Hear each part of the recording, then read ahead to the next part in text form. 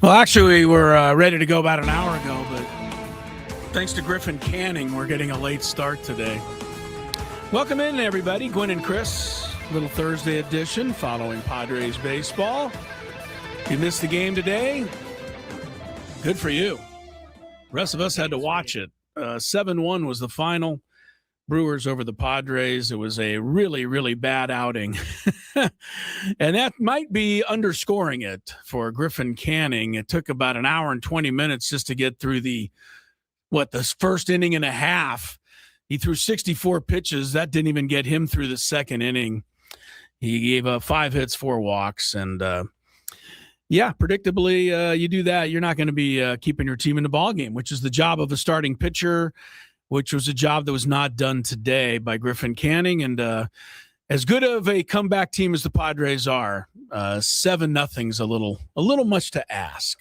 So yes, it is with that. We welcome you into the program. We've got 3 hours together, and then I believe Scraby's going to take us, yes or no? Yes. Okay, with the Scraby Chronicles from 6 to 7 tonight. So you got a lot to look forward to. Sit back, relax, and get ready for some stuff a little bit later here in the 5 o'clock hour. The NFL will announce its schedule. Oh, my goodness. Every team's schedule's already out. I don't understand it. Okay. Daily gripe. Every team's schedule's out, really? All the teams have already put up their videos and guess what, Chris? I know I'm taking you in a different direction, but the NFL is not going to penalize teams for making fun of Mike Vrabel. So if they want to do something Mike Vrabel, Diana Rossini in their video, if they're playing the Patriots, the NFL's like, cool, go for it. You mean their schedule release video? Yeah. Well, the NFL's obviously okay with it. They're putting Mike Vrabel in the very first game of the season. I don't understand their thinking there, but yes, the Patriots will face the Seahawks in the first NFL game in a rematch of the Super Bowl, but I don't think too many people will be talking about the Super Bowl. Honestly. Nope. I mean, the National Football League is all-powerful, all-knowing, but they can't keep us in the TMZ world from talking about the potential dirt associated with that opening game. So we'll get into the NFL, obviously the NBA playoffs, a couple of good games, or at least one really good game last night, and some Stanley Cup stuff coming later today, but mostly Padre baseball.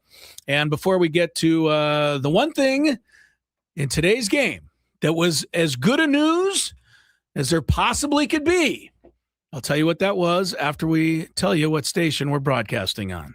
KWFN and KWFN HD1 San Diego. Hi, this is Xander Bogaerts from the San Diego Padres. Home run, Xander Bogaerts! The Padres play here on San Diego's #1 sports station, 97.3 The Fan. And Odyssey Sports Station. All right, I don't really care if the Padres win any more games. Honestly, I don't. All I care now about is whether or not they keep outscoring their opposition in the 9th inning. And they did again today, Scraby.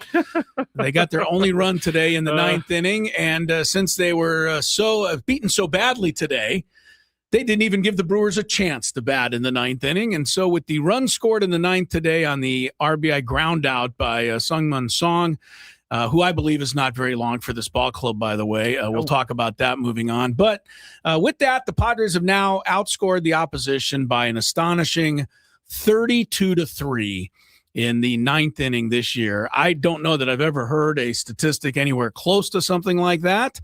Of course, it became something of much great interest last night because of Gavin Sheets's dramatic 3-run homer with 2 outs in the 9th inning, which basically gave the Padres a victory for the second time in 3 games when they were down to their last strike in the last at bat.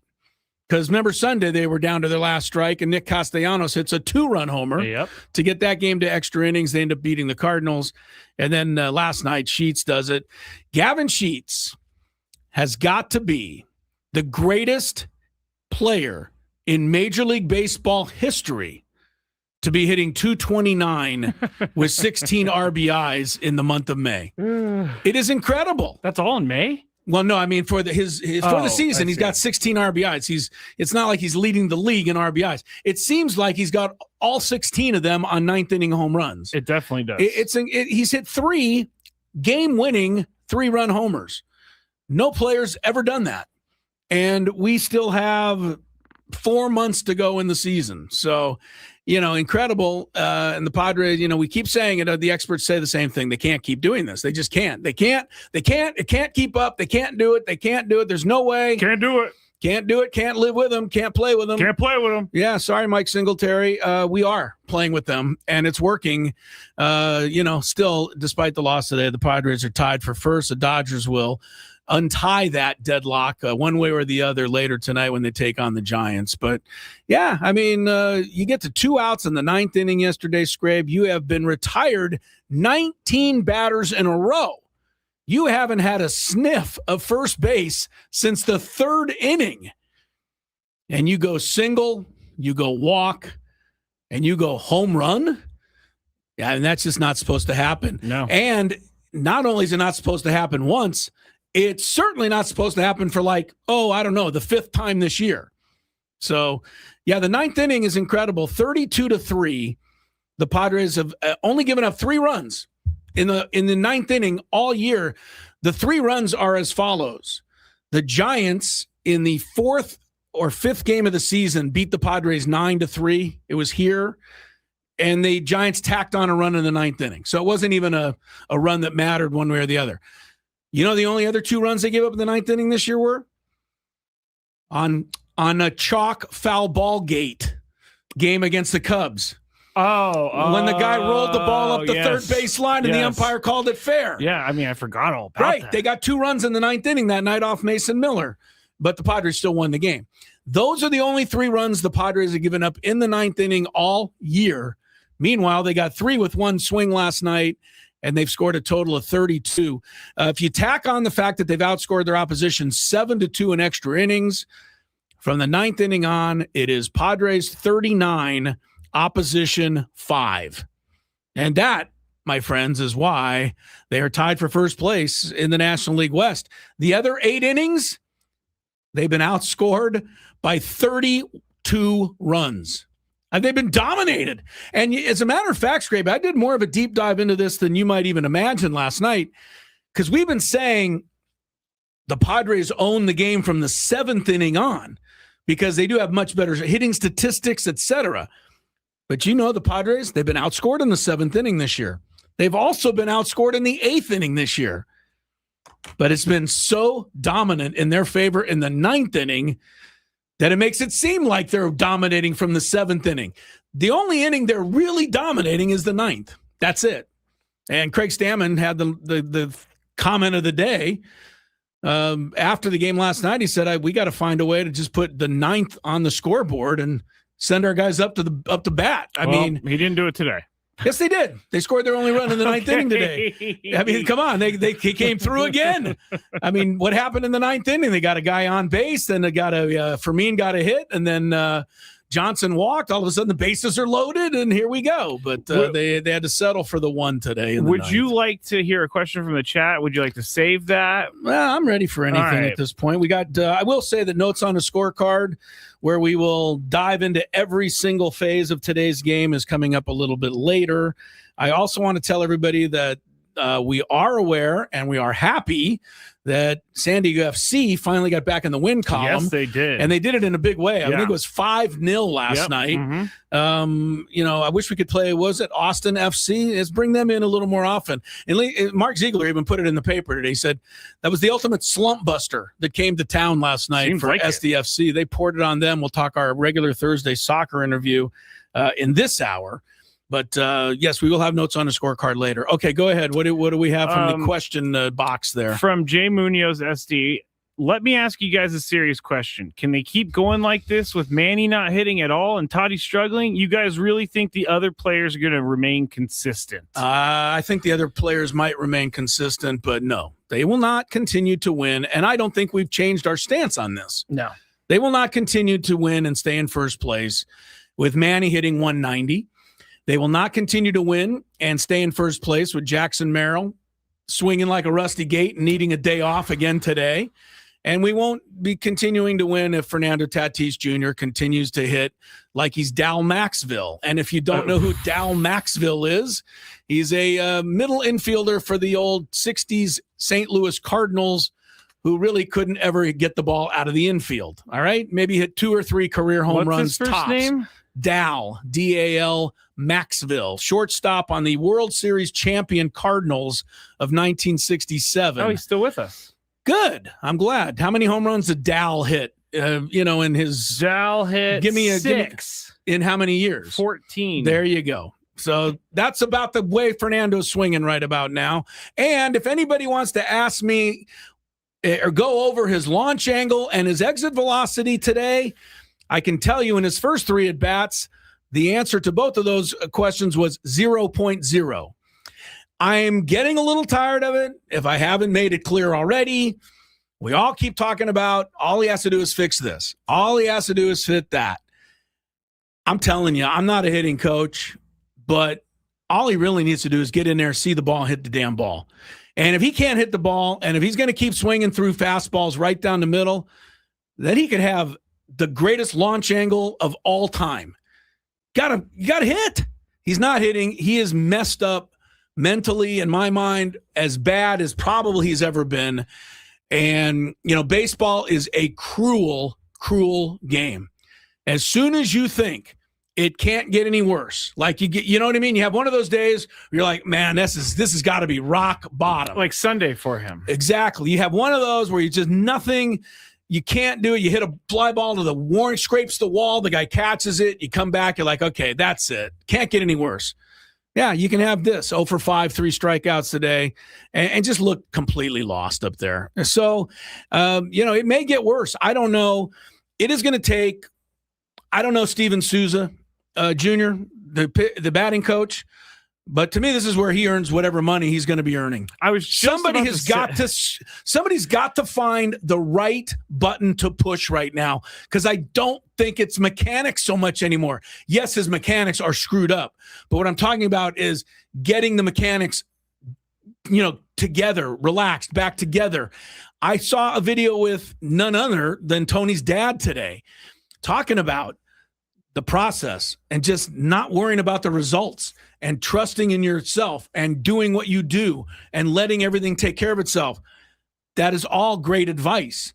And I'm sure it's similar to the advice that he's getting now, but it's not getting through right now. Somebody's got to say whatever it is, the right thing to break Fernando out of this. And it doesn't seem like anybody can. I know, because you got to believe that they're all trying, and then they're not trying because they don't want to be too much. They're being positive. They're patting him on the back, or they're letting him lead. They're not the whole thing. So KG wants to say something that I need to say. He's asking, are we allowed to blame the batting coach? And my answer is no. Oh, blame it on Steven Souza Jr.? It's not. Why do we do this every time? Specifically, KG, I'm calling you out because you do this every single time.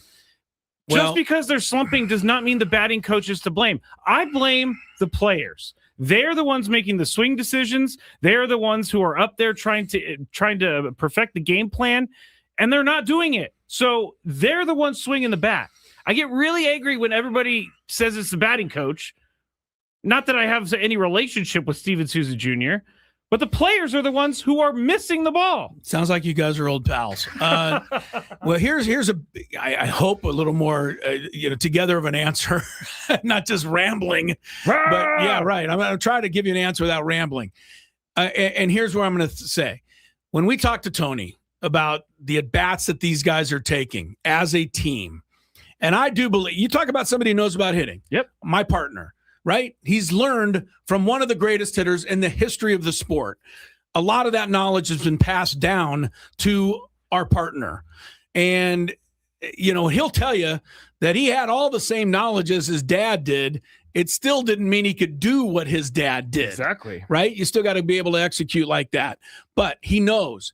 And Tony says, and this is why I believe it, that when he watches this team, he thinks they have a plan. He says they stick to the plan. He says they do seem to execute their plan better as games go on, which is why we've seen such an uptick late in the games. But he's happy with the plan. He's happy with the approach. As long as Tony Gwynn Jr. is seeing that and saying that, then I'm comfortable to say that the hitting coach is probably passing along the right message. because it's the same hitting coach that Miguel Andujar's knocking the ball with. True. It's the same hitting coach that Cheats comes up with all these 3-run homers. It's the same hitting coach that Ramon Laureano had in April that apparently he doesn't have in May. Yeah. It's the same hitting coach that Xander Bogaerts has come out of the woodwork with. So, I get the point. I get what you're saying out there, but we've fired how many? A dozen more? 24 pitching coaches since Petco Park. You mean hitting coaches? I'm sorry. Thank you. Hitting coaches. Now I'm getting We've riled had up. a lot of great pitching coaches. Right. Yeah, we haven't fired too many of those. But we've gotten rid of hitting coaches left and right. The one I remember the most was David Magadan, who was a great left-handed hitter back in the day. And he came in as the hitting coach, and they drove him crazy. They drove him out, and they drove him right to Boston, where he immediately won the World Series. So, and I'm sure there's examples both ways of that, but yeah, I'm not on the hitting coach. I'm on Machado. I'm on Tatis. I'm on Merrill. I am on somebody, and it doesn't even have to be the pitching coach.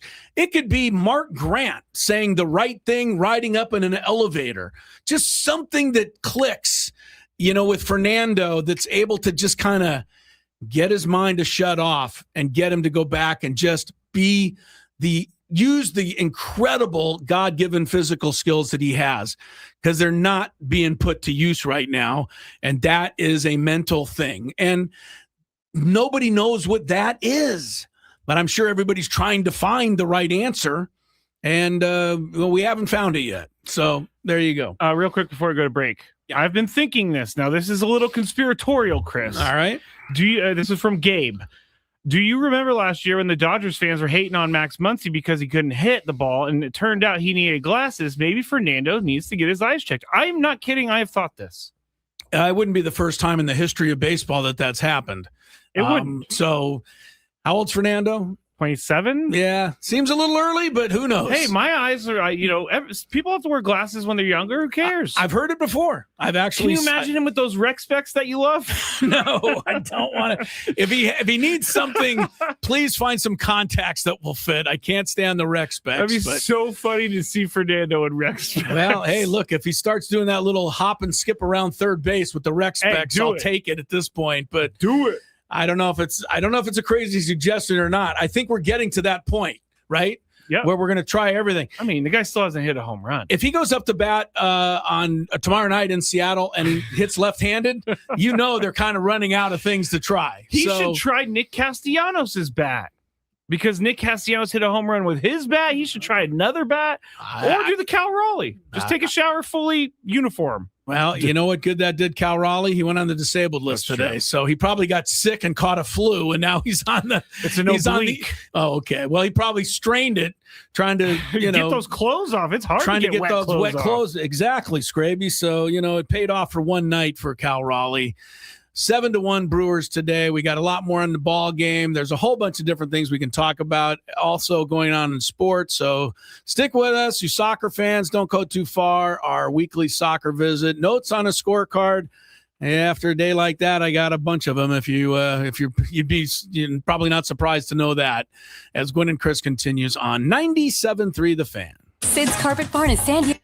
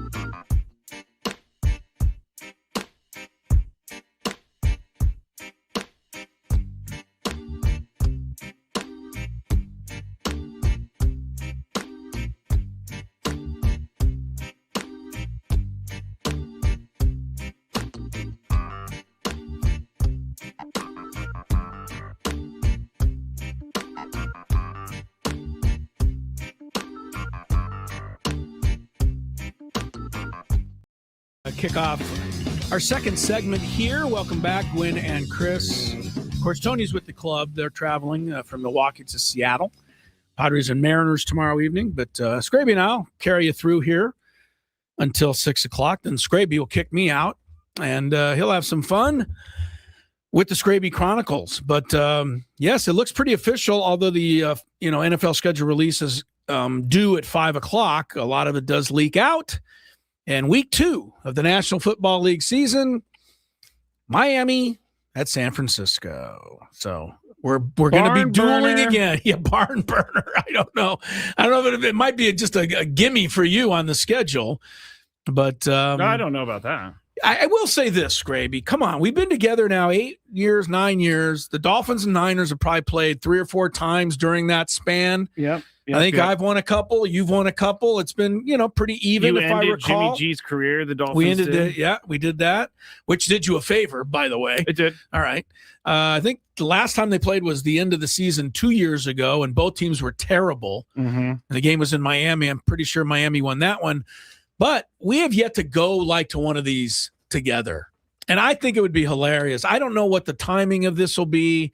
Week 2, it's on a Sunday. Yeah, week 2, it'll be a Sunday game. PM. So what's the first week of the season? Like September? I don't know. There's games on Tuesday, Wednesday, Thursday, Friday. It is hard to know. Saturday. I'm not kidding, Chris. There are games on Wednesday now and Friday. Well, the season opening game is on a Wednesday. And they're doing a Wednesday the night before Thanksgiving now. So there's 2 Wednesdays. Yeah. Anyway, there's a lot of, according to's, but apparently the Dolphins will play at San Francisco in week 2. I think, somebody out there who works for an airline ought to help get Scraby and I up there to San Francisco. Somebody who works for a hotel or something should get Scraby and I a room somewhere. Man, we're enlisting a lot of help. And somebody who has contacts should get you and I a couple of tickets. And then we would just take pictures and videos of you and I battling it out with each other in the stands. I'd have my Tua jersey on. You'd have what would you be wearing? Who's your old linebacker Patrick jersey? Willis. Patrick Willis jersey. And we could battle it out. Yeah, I thought about doing this. We have thought about doing this. We always think about it. Guess what? NFL games are so bleeping expensive. It is. That's why I'm asking for help. I'm asking for people. I'm begging. I'm saying, people, look, we need tickets. We need transportation. A private jet. Maybe Tony will loan us his jet. His helicopter? Hopefully he won't be using it that weekend. Might be a far ride in the helicopter, but I'll do it. Yeah, I would do it too. All right. We'll have all the other NFL schedule stuff later on, of course, because they officially release it. Starting at 5 with a nice 2-hour show on ESPN. It'll take 2 hours to get all of the stuff released. 7-1 was the score for the Brewers today. We have our notes on a scorecard coming up a bit later. Dive into every single thing you need to know today. But suffice to say, Griffin Canning made me think of, keeping Matt Waldron today. They're going to. Well, we'll see. Now, Waldron did pitch a couple of innings in relief today. Now, Giolito has to be activated this weekend.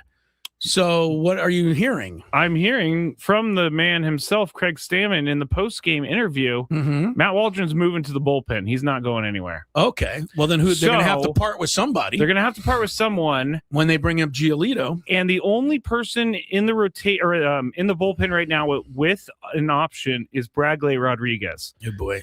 Marinaccio, he doesn't have any options, so they would have to DFA him. Yuki can't be optioned because he has something in his contract. Yeah, I got to talk about Yuki's contract here pretty soon. I mean, it's getting ridiculous. Honestly, I wrote it down today in the notes on the scorecard. I'll give you a preview, but is the Yuki Matsui signing one of the worst of AJ's tenure? This guy was signed for closer money. No, he was not. Close to it, Scrabe. Go back. It was a lot of money. I'm going. A lot of money for a guy that you barely can trust to pitch in a game that you're losing 6-0. But $5.75 million a year. I mean, everything's guaranteed, and they can't get rid of him, and they have to put him on the roster and all of this stuff. Well, he has an opt-out after next year or after this year. So, well, you think he's going to take it? No. Hell no. He's going to opt back in. Of course he's going to. He knows he's got it good. I just think that was not a good signing, and we don't know it at the time. I should say it this way. It has not worked out to be a good signing. He also just came back from injury. I know, but I'm telling you, and I'm judging it from where he sits in the pecking order. he should not be paid that much money to be a mop-up middle innings guy when you're losing 6-0. That's not what you pay those guys. You pay those guys 7th, 8th, 9th inning money with the lead. That's not where you're going to bring Matsui in. You don't even feel good enough to do that. Do you think that they just needed to have someone pitch that they can lose for a couple days because they don't have a day off today? Yeah. Absolutely. They needed to eat innings. That's why they threw Yuki in there. Well, that's right. Marinaccio, Matsui, and Waldron, they did a great job. They ate up 6 innings so that, keep everybody you need fresh for the Seattle series. But I shouldn't be paying a guy $5+ million to be eating innings. I should be paying a guy $5 million who's helping me close out and win ball games. And Yuki Matsui doesn't have that kind of trust in this organization. It's got 6 Ks in the last 4 innings. All right. Well, who you going with in the 8th inning with a 1-run lead tomorrow? Him or Jason Adam? Thank you very much. I'm going with Jason Adam. All right, there's the answer to that. By the way, our Friar Friday interview tomorrow, speaking of the bullpen, Jeremiah Estrada is going to be on with us, so we'll have that show for you tomorrow. Before we get back to baseball, and we've got our soccer thing coming up, today is day 1 of the PGA Championships. Yes, it is. And I know that, Scraby, you are a golf guy, and I'm looking up at the scoreboard right here. Scotty Scheffler just bogeyed the 14th hole to fall out of what is that, about an 8-way tie for the lead? 6 right now. 6 or 7 guys are -3. Scheffler just bogeyed and fell to -2, but he still has 4 holes to play. But that is not the story I want to talk about in the PGA Championships today. I have a new all-time favorite guy in golf. And I think he should be everybody's favorite. His name is Garrick Higgo. I knew you were going to bring him up. And I don't know that is how you even pronounce it. Oh, Higgo. Old Higgo. Now, where is he from? It looks like New Zealand, maybe, Scrape? He's not an American. I'm going to say I've never heard of Old Higgo before. Higgo, okay, I was wrong. Johannesburg, South Africa. Oh, okay. All right. He went to UNLV. So maybe this explains some of his lackadaisical behavior. I don't know. Garrick Higgo's tee time today was, I believe, 7:18 a.m., and he showed up late. He didn't make it. His tee time for the PGA Championship. He missed it by 1 minute. And there was even some question as to whether or not he was inside the ropes or outside the ropes or where he needed to be or where he wasn't. And the ruling was, he didn't make it. But since he wasn't beyond 5 minutes late, he was not disqualified. He was given a 2-shot penalty. Yes.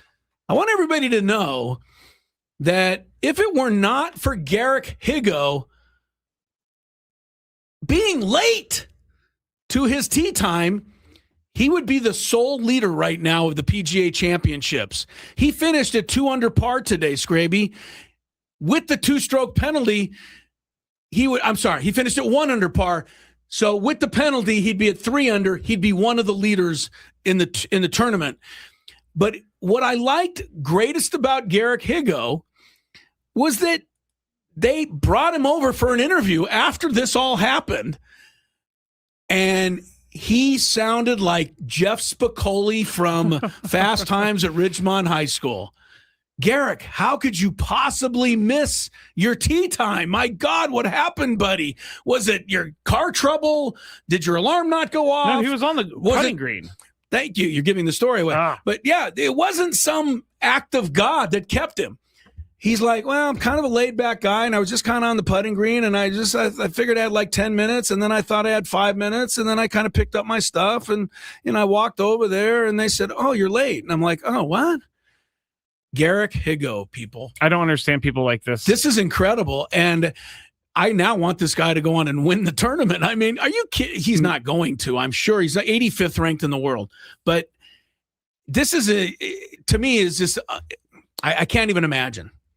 No, I can't either. What about his caddy? Does he even have a caddy? Yeah, he's definitely got. Where was his caddy? I don't know. I don't know. What was his caddy doing? The caddy should be in charge of this. Like, hey, rolling a couple of doobies for the back maybe. nine. I mean, what the hell are these guys we got doing 5 over minutes. here? Come over here so we can start making our way. We got to start walking over, man. There's a famous thing with Rory McIlroy when they played the Ryder Cup in Chicago years ago, where he slept through his alarm and he ended up like getting to the tee just in time.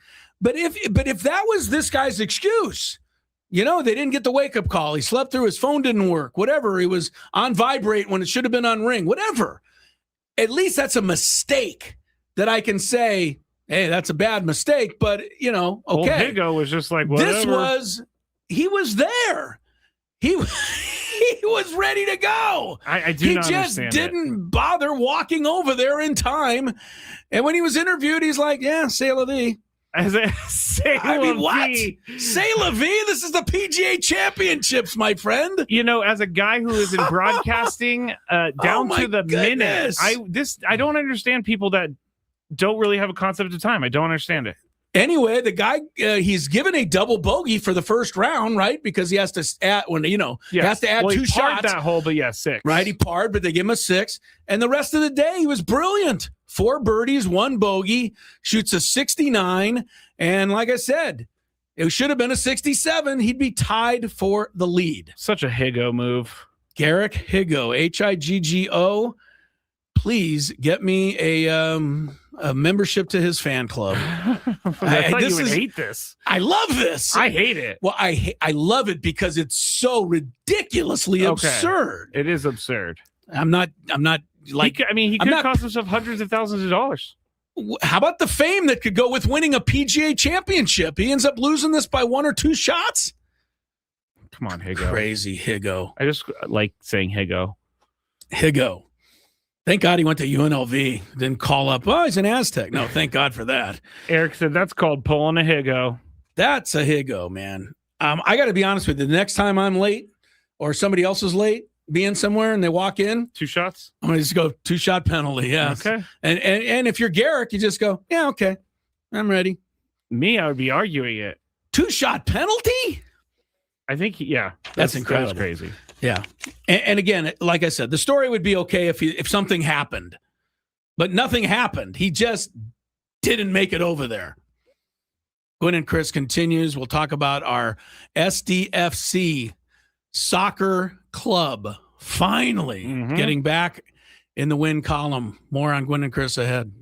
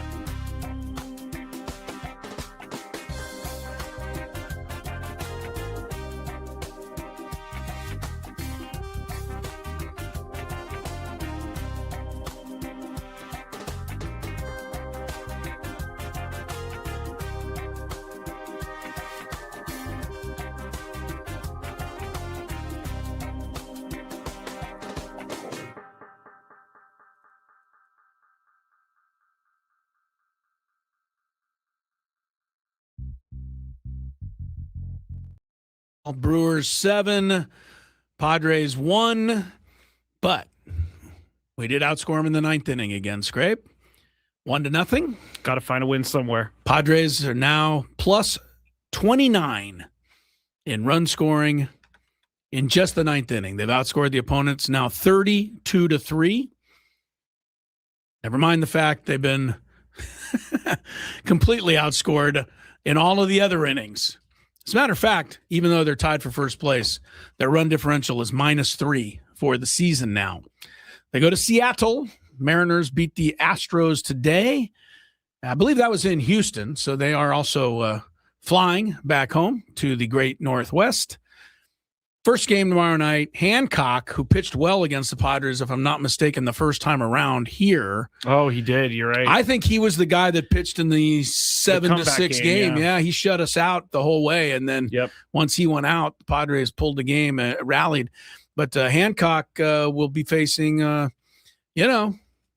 hate to say that Vasquez is the ace of the staff, but he's pretty darn close if he's not. Michael King is yes, he is, but Randy Vasquez has been really good. Vasquez has been a little better. King, I don't know, 99 pitches, and you got to get him out of the game again yesterday. I mean, I don't know. What do they baby these guys? It's not just the Padres. Pretty much everyone does it. Kyle Harrison, a 7-0 lead and 5 shutout innings today. So if they got to take him out, what for? I don't get it. I'm not. They don't ask me though. So, all right, let's go to some soccer Thursday.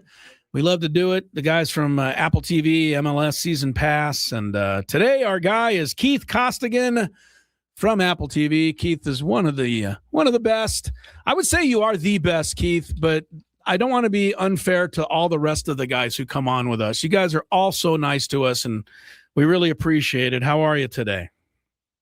I'm good, and I think you should always go with your first thought, and your first thought was that I am the best. You are the best. So I'm completely okay with that. You're good. Next time I bring whoever we have on next week's Scrape, remind me to tell them there's no better than second behind Keith. The long national nightmare in San Diego is over, Keith. My goodness, after 10 winless matches, which included one in the Cup there against Toluca, but 9 winless matches in MLS play. The old SDFC guys took it out on poor Austin last night, 5-0, which I guess is kind of like a 45-0 NFL score, right? I mean, that's pretty much complete domination from what I can tell. Yeah. No, I mean, as complete a performance as you could ask for in terms of the run that you were on. What I liked about it is, some key players missing. Tverskyov is such a key midfielder for the team. He wasn't available. And this game and this win was driven by the young players. Soma was excellent. Bombino was outstanding. Again, Mighton played a part in David Vasquez getting 2 goals. So sometimes you always talk about, hey, when we're in a hole and we're in a difficult situation, the old heads have to get us out. Last night for San Diego, it was the young guns who really came out firing, and it was a deserved win. I think you look at the run over the last couple of months, and there's 2 or 3 of those games where you say, look, San Diego really should have picked up wins on those days as well. I think some of the performances have been good, but you want everything to come together, and that's exactly what we saw last night. I thought it was an outstanding performance and something to build upon over the final 2 games before we break for the World Cup. Keith Costigan joined us on the SDCC fan hotline. It's not big bank banking, it's better. And Keith, the team obviously was pretty amazing last year, but they did play a ton of games over the past couple years. They're also, this year has just not been that good. Do you think that other teams do you think that SDFC is being hunted by other teams because of their success last year, and these teams are trying to, put a stop to it? Yeah, 100%. You have a bigger body of work. Last year, you come in as the underdog. You remember that first game against LA Galaxy away? Galaxy came in as the champions, and everyone said, well, this should be routine. San Diego hit the ground running and never really looked back. It was an incredible opening season, but everything about this season was people looking back and saying, wow, San Diego did really well. One example for me is San Diego were great playing in central areas, overloading midfield, excellent on the ball. Now teams this year came in and said, against San Diego, you got to crowd the central areas. You got to force them wide. And I would imagine one of the most pleasing things about last night was a number of the goals came from excellent wide play. So this is San Diego adapting to how teams have adapted to them. So these things happen in all sports where, a team is successful one way, other teams design, plays or ways to stop them. And now it's up to San Diego to not necessarily reinvent themselves, but come up with different avenues to still be as successful. And last night we saw that with the wide play. And I think that is probably the most pleasing thing for Mikey Varas and his coaching staff. Keith Costigan, absolutely the finest, number one, best analyst for MLS on Apple TV, joining us here on 97.3 The Fan. You talked about the young guys, stepping up, but once again, it was Dreyer who kind of broke the seal there, got the first one. We haven't heard as much Dreyer this year because the team hasn't been successful. Maybe we should be appreciating what we have a little bit more. I think the hardcore, soccer fans in this town, look at Dreyer and really, know that we've got something special, but I don't know the rest of us do. This guy from the very first goal, as you just said, that he scored against LA Galaxy last year to right now has been the guy, the leader of this franchise. And he has not disappointed, to my mind, at all, any steps along the way. No, I think you look back to last year, his debut season, I believe in terms of goal contributions was the third best in the history of Major League Soccer. Now, any other year he would have been MVP, but Leo Messi plays in our league, so that negates that. But you think of like the Robbie Keanes, Thierry Henry, Landon Donovan, all of those players, and this was the third best in terms of goal contributions. That's how good he was. And look, are the numbers as high as last year? Maybe not, but even coming into last night's game, he was only 2 or 3 goal contributions behind Leo Messi again.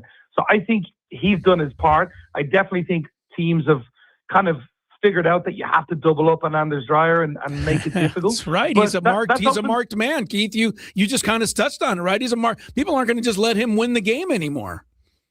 100%. But I think you look at, if you talk to Marcus Ingvartsen, who has 9 goals now this season, he would say, well, I'm getting a lot of space because Dreyer, occupies 1 or 2 more defenders. So if he's covered in the way that we expect him to be because he is a superstar in this league, it's up to others to deliver. And, he delivered last night for sure, but David Vasquez delivered as well. Ingvartsen delivered as well. So when this happens, you always look for that supporting cast. And last night, they showed they're ready to step up as well. Talking to Keith Costigan, and he's joining us on the SDCCU fan hotline. I like to ask questions that allow me to learn a little bit about MLS and about soccer. And as a baseball station, we talk about patience a ton. There's no major changes. There's no rash changes to baseball. You have to go. You wait 2 weeks to see if the guy comes out of it. In soccer, are changes made immediately because they have less games and it's more impactful, or are they just patient like other sports? No, I think it's a great question, and I think if you're impatient, you end up becoming a chasing team. So if you're impatient, you make a change, and then 2 weeks later something goes wrong again. You're changing again. The best teams ride through difficult situations. I think that's relevant for all sports. I was a big basketball fan, and I remember Phil Jackson watching him coaching games where his teams would struggle and he wouldn't call a timeout immediately. Yeah. It was, his mantra was, let them figure it out. We've got to find a way. And that calmness, I think Mikey Varas has. He's a young coach, and sometimes you can be reactive. But, I spoke with him this week, and I remember saying to my colleague Mo after the call, I love that Mikey is so calm and saying, look, we have to figure it out, but we also have to understand our identity is who we are. So I think you have a good manager in charge who understands, let's not be reactive, let's not be rash, ride through it. We will get to where we want to be. And like baseball, like basketball, other sports, the champions are the ones who don't react in a hasty manner and change things and rip up the script simply because of a bad run. That's not how it works long term. And I think San Diego long term will still be there or thereabouts at the end of the season. Keith Costigan is with us talking some MLS, and San Diego FC is right back at it here Saturday night. They got FC Cincinnati. I'm looking at them. They just hosted old Messi and company last night, and they gave up 5. They end up losing 5-3 now.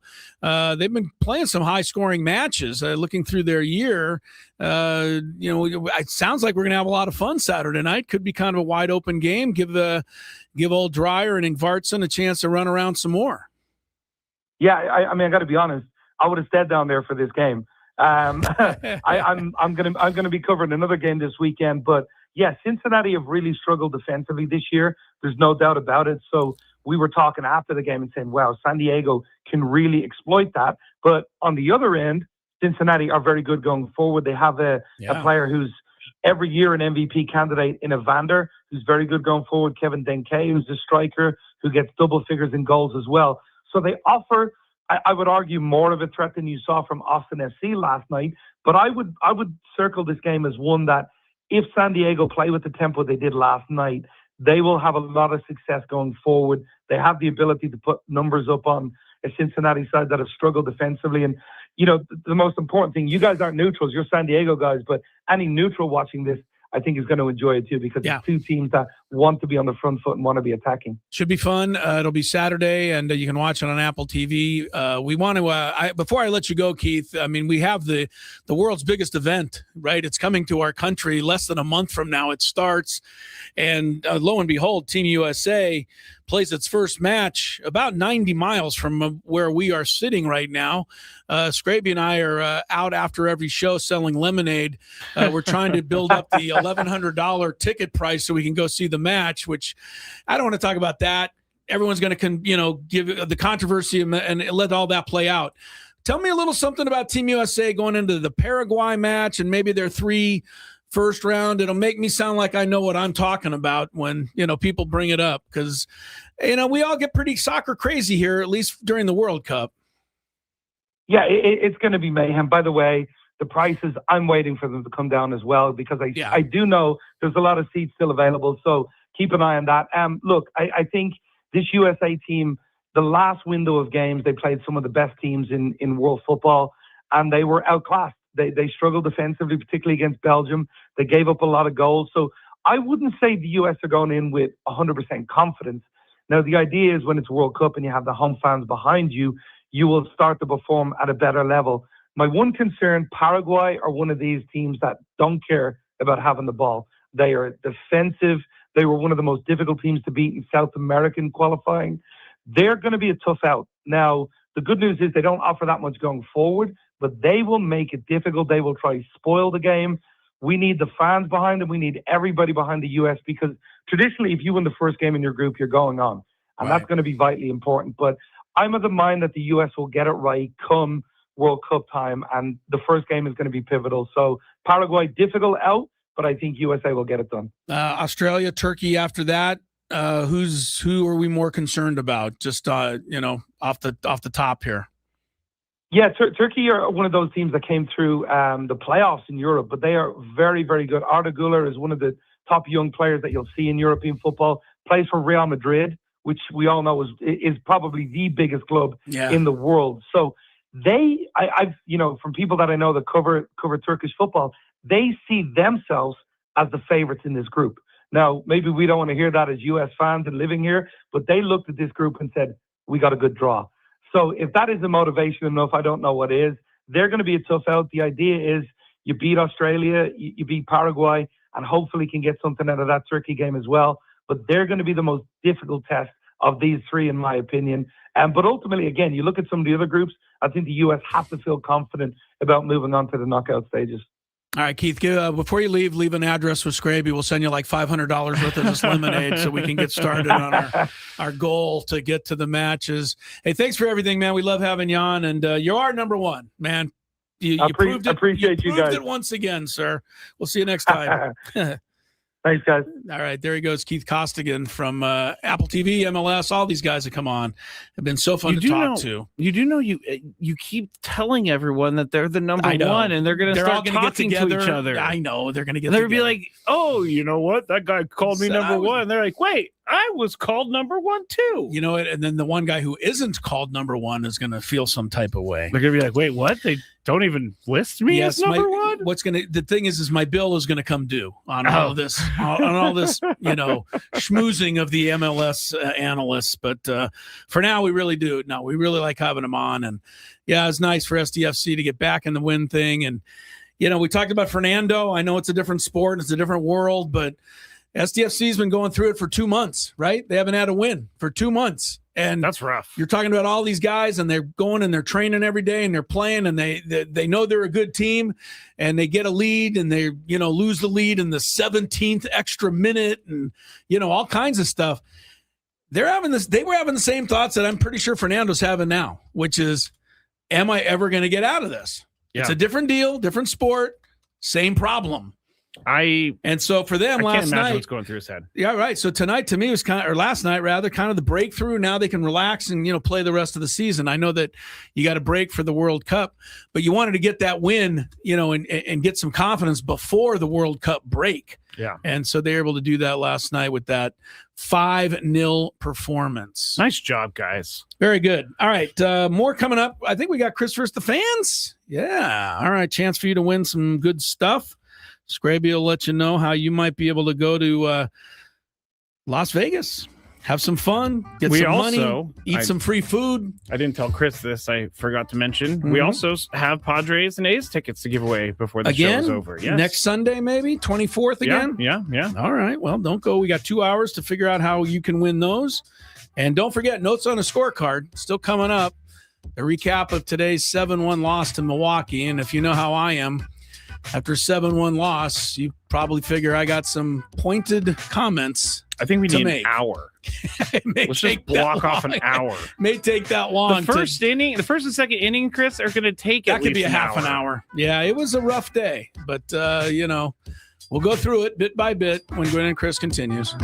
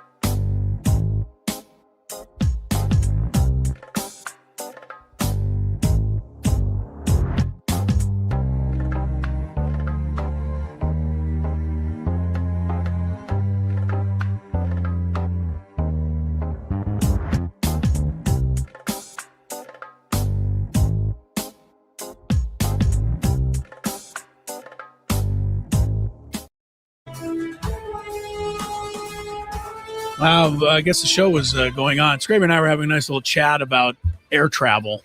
Yeah, and how we can't afford it. I just my parents and family are going to Hawaii in August, and I kind of wanted to go. Yeah, you're not going. And I looked, and it was like, first off, I have to make 2 stops. One of the flights was how can you? I make had to 2 stop stops in to go to Vegas, and then to San Francisco, and then Hawaii. Okay, and it was $1,200 round trip. You might as well just go through China at that point. I might as well just drive to San Francisco and take that flight to Hawaii instead of going to Vegas first. Or you could just start swimming. You'd get there about the same time. Maybe. Goodness, yeah. Air travel's like everything else, is costing quite a bit. Welcome back into Gwynn and Chris here, hour number 2 of our Thursday program. We're going to do some Chris versus the fans here. Chance for you to win the grand prize. You won't win that today, but you could get qualified for it. And the grand prize this month, the $500 gift card, Westgate, Las Vegas. That's the home of legendary Vegas fun. They offer the Breakaway from Fees package, including a $75 daily dining credit.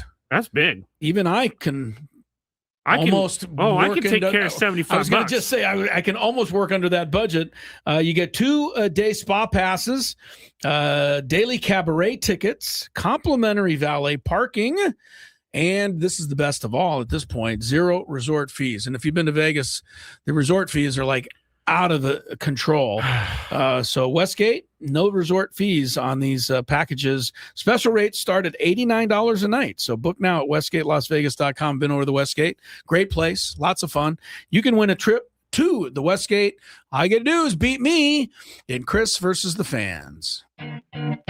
If you had one shot, one opportunity to take down the human almanac himself, howdy do. Now is your time. Listen to me, this guy is dangerous. Now is your opportunity to win a prize. Well, I hope you know what you're in for. Chris versus the fans starts now on 97.3 The Fan. You know, one other thing about the trip that just wouldn't work out is I don't have the money to pay for Lucky to be, I'm not going to do that to you. Chris just pointed to himself like, what about me? Wait a minute. No. Oh. Your parents won't be, they're going? They're the ones going. And so you're I'm going to be, no, I'm staying. So I'm watching the dogs. But if you do go, then Lucky needs to be live in like boarded. Don't you live in a mansion or something? I'll just come up and stay there. If you want to. I'll stay in the mansion. You're going to sleep in my room? Probably the couch, just Lori and I will vacation in La Costa for the weekend. I mean, that's not bad. At the Scraby Palace up there. That's not bad, but like I looked into. I'm trusting that your mom would have it all neatened up, of for course, us. Of course, sure. We just stay with Lucky. You wouldn't mind if Kylie comes and then we have a little dog weekend. No, because I'm sure Kylie would, Kylie met a great Lucky. time. Yeah, they met each other we brought them both to studio one day about 3 years ago. And I thought Lucky was fine. She could have stayed here all day. All Kylie wanted to do was get out of the studio and run around the office. And she was standing up over here at the low window so she could peer out of the studio, and then was just barking to let her out. Barking at the Hambino. Yeah, so we just couldn't. That didn't work. Lucky just slept the whole time. Lucky really didn't even know that he was here. Yeah. Kylie was well aware of it. So that has not been reprised. Yes. Anyway, it's very expensive to take vacation is what I'm coming down to. I'm with you, man. We do the same thing. We have to get dog watchers, and it takes a village while we're gone to take care of the puppy. Yes, it does. Yeah. Yes, it does. All right, let's talk about the rules. You have to make it through 3 questions. Each question will get more difficult. If you get the question right, you move on. If you get it wrong and Chris gets it right, you're eliminated. But if Chris gets it wrong, then you move on to the next question or you win. If you're a first-time player, let us know before you get into it. You'll get that question for free today. All right. I did some research on some of these questions this morning. I don't know why my voice went so high. You got pretty excited. All right. I didn't get a chance to screen you, but you are on, caller. Hello. Just say hello. 619. Yes. 681. No, stop. That's all I'm giving. Yes, hello. I just gave you the first 3 numbers of your phone number. You made me lose my mind. All right. Are you ready to play? What's your name, by the way? Yeah, we got a name. It's Jaime. Jaime. Okay, Hello, I'm gonna put that in there right now. Jaime, just make sure we got you for next time. Hey, Jaime, I just do this with everyone. Did you ever see the television show Get Smart? I did not. Okay. Well, I highly recommend. Well, first of all, I recommend it to anybody. It's a comedy show from the 60s, and it might be one of the funniest comedy half-hour shows of all time. I'm not going to get into all the details, but one of the hilarious characters in the show Get Smart is a talking robot that goes by the name of Jaime. That's the only reason I brought it up. Yeah, but thank you for saying that. Let me tell you something, Jaime. If you go, I don't know where you go to YouTube, you gotta be able to find a couple of old episodes of that. Yeah, of Get Smart. I'm sure you can find it anywhere. You will not be disappointed. It is hilarious, and maybe you'll catch an episode with Jaime in it. All right, go ahead. I'm sorry. I know. I'm sorry about that. This is what I do. All right, here we go. Question numero uno. Goodness, that was loud. Before last night, who hit the last Padres walk-off home run? So, not including last night, who was the person before to do it this year? Was it Castellanos? Oh, I like his attempt. I like what he was thinking. There's a key phrase there. Yeah, no, Castellanos said a tying home run. Yeah. So the last buddy to walk off a home run like they homered and the game was over. And the game was over. Gavin Sheets also, wasn't it? It's a trick question. Sorry about that, Jaime. Okay, I can I do this? I always try to do this. Don't go anywhere yet, Jaime. Oh, I just dropped him. Oh, he can't see it anyway. Oh, why He's not? on the phone. Oh, well, for the YouTube people, there's a shot of the character Jaime and Get Smart. Chris is like, keep Jaime on the phone. He needs to see I this. wanted him to see Jaime. Such a great show. All right, let's go. Have you ever watched an episode of Get Smart? Like in your whole life, not one? I've definitely heard of it. I'm not sure if I've actually watched an episode. Goodness, it's funny. Okay. Let's go to Matt in San Diego. Hello, Matt. What's up, guys? Not too much. You ready to play? Yes. All right, here we go. What Phillies player has hit 5 home runs in the past 5 games? Self-serving question. Kyle Schwarber. About his fantasy team. It's a good question. It's always a self-serving question. It's a good question. Here we go. Question number 2. I'm going to give you the name of 3 players. You're going to tell me what team they played on together. Ugh, tough. Emilio Pagan, Carlos Correa, don't take my shirt off, and Royce Lewis. Which team did they play for together? That's hard. He got it, man. Yep. He nailed it. He was right on. See, I'm trying to do Good this. job. I'm trying to get 2 guys that could be anywhere. That's a tough. And then one guy that identifies. Royce Lewis has only played for the Twins. All right. Well, yes, Emilio Pagan is a tricky one. He's played for a lot of teams in a very short time. Yes. Good on you, Yeah. Matt. You're on for the title here. Here we go. Okay. Question. Adam just texted me. Schwarber's home run streak came to an end today. That's sad. That's sad. Very sad. Thank God. It's very sad. I won't be able to yell at Chris, hey, he hit another one. Yeah. For some reason, I have to hear that every time. It's because you're the only person in the room. Yeah. Here we go. Question number 3. Now, I am very excited about this question. All right. I took about 20 minutes to do this one. 20 minutes? It was to make research. the question? Which Padres player has had the most 30-plus home run seasons in franchise history? Okay.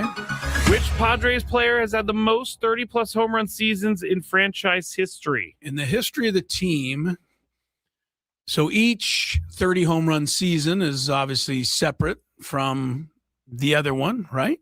That was a stupid comment, but well, that's a good question. Who's had the most 30 home run seasons? Shit. Oh, careful. I think we just lost Matt there. He's been eliminated. No, he's not been eliminated. He's not eliminated? I got the dump. Yeah, but you're swearing as you're eliminated. All I'm right. making the call. Yeah, Sorry, Matt. It has to be a kind of a tough penalty. We can't have you swearing. Yeah, because everybody's got to know that. And And I know you do know that, Matt, but you just did. So Sorry. All right.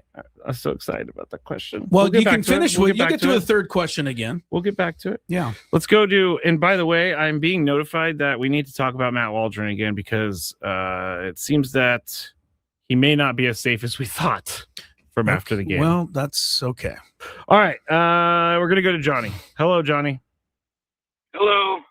Don't swear, please. Okay. Yeah. Nobody had, it was a rarity, but somebody swore and we got you just got to make sure everybody knows that is an absolute no. Okay. All right. Go, Johnny. Here Question we go. number one. Yeah. I've never seen an episode of Get Smart, but I've seen the Steve Carell remake. The movie. Okay. That's where I probably heard it. Yeah, there's a before. movie with Steve Carell did a movie, but Yes. it was based on the character from Get Smart. But the show is anyway, it's one of our Alzheimer's. Man, Get Thanks, Smart. Johnny. Get Smart is like, where's all this advertising? We're seeing a spike in Missed plays. it. Have you ever heard the phrase "missed it by that much"? Of course. Get Smart. All right. That's where it came from. All right, Johnny. First question is: which team has beat the Dodgers twice this week? Twice. Oh man, it is the Angels. It's not. Unfortunate. Gigantes. Sorry. Yeah. Johnny. Sorry, Johnny. Well, that gives you more time to go look up a Get Smart episode and watch one. I'm like fired up myself. I may go home and watch a couple think you tonight. are going to. Yeah, I really might just do that. Is Lori going to be cool with the Get Smart? She didn't find the same humor, but that's on her. That's on her. Okay. Like anybody that doesn't think Get Smart's funny, that's their business, but they're wrong. All right. Give us a call, 833-288-0973. We're going to go to David. Hello, David. David. Hi, David. Hey, David. Welcome to Ready to play? Ready. Okay. Okay. I can barely hear you, Yeah, I know we're David. kind of losing him there. He's there. What major golf championship is being played this week?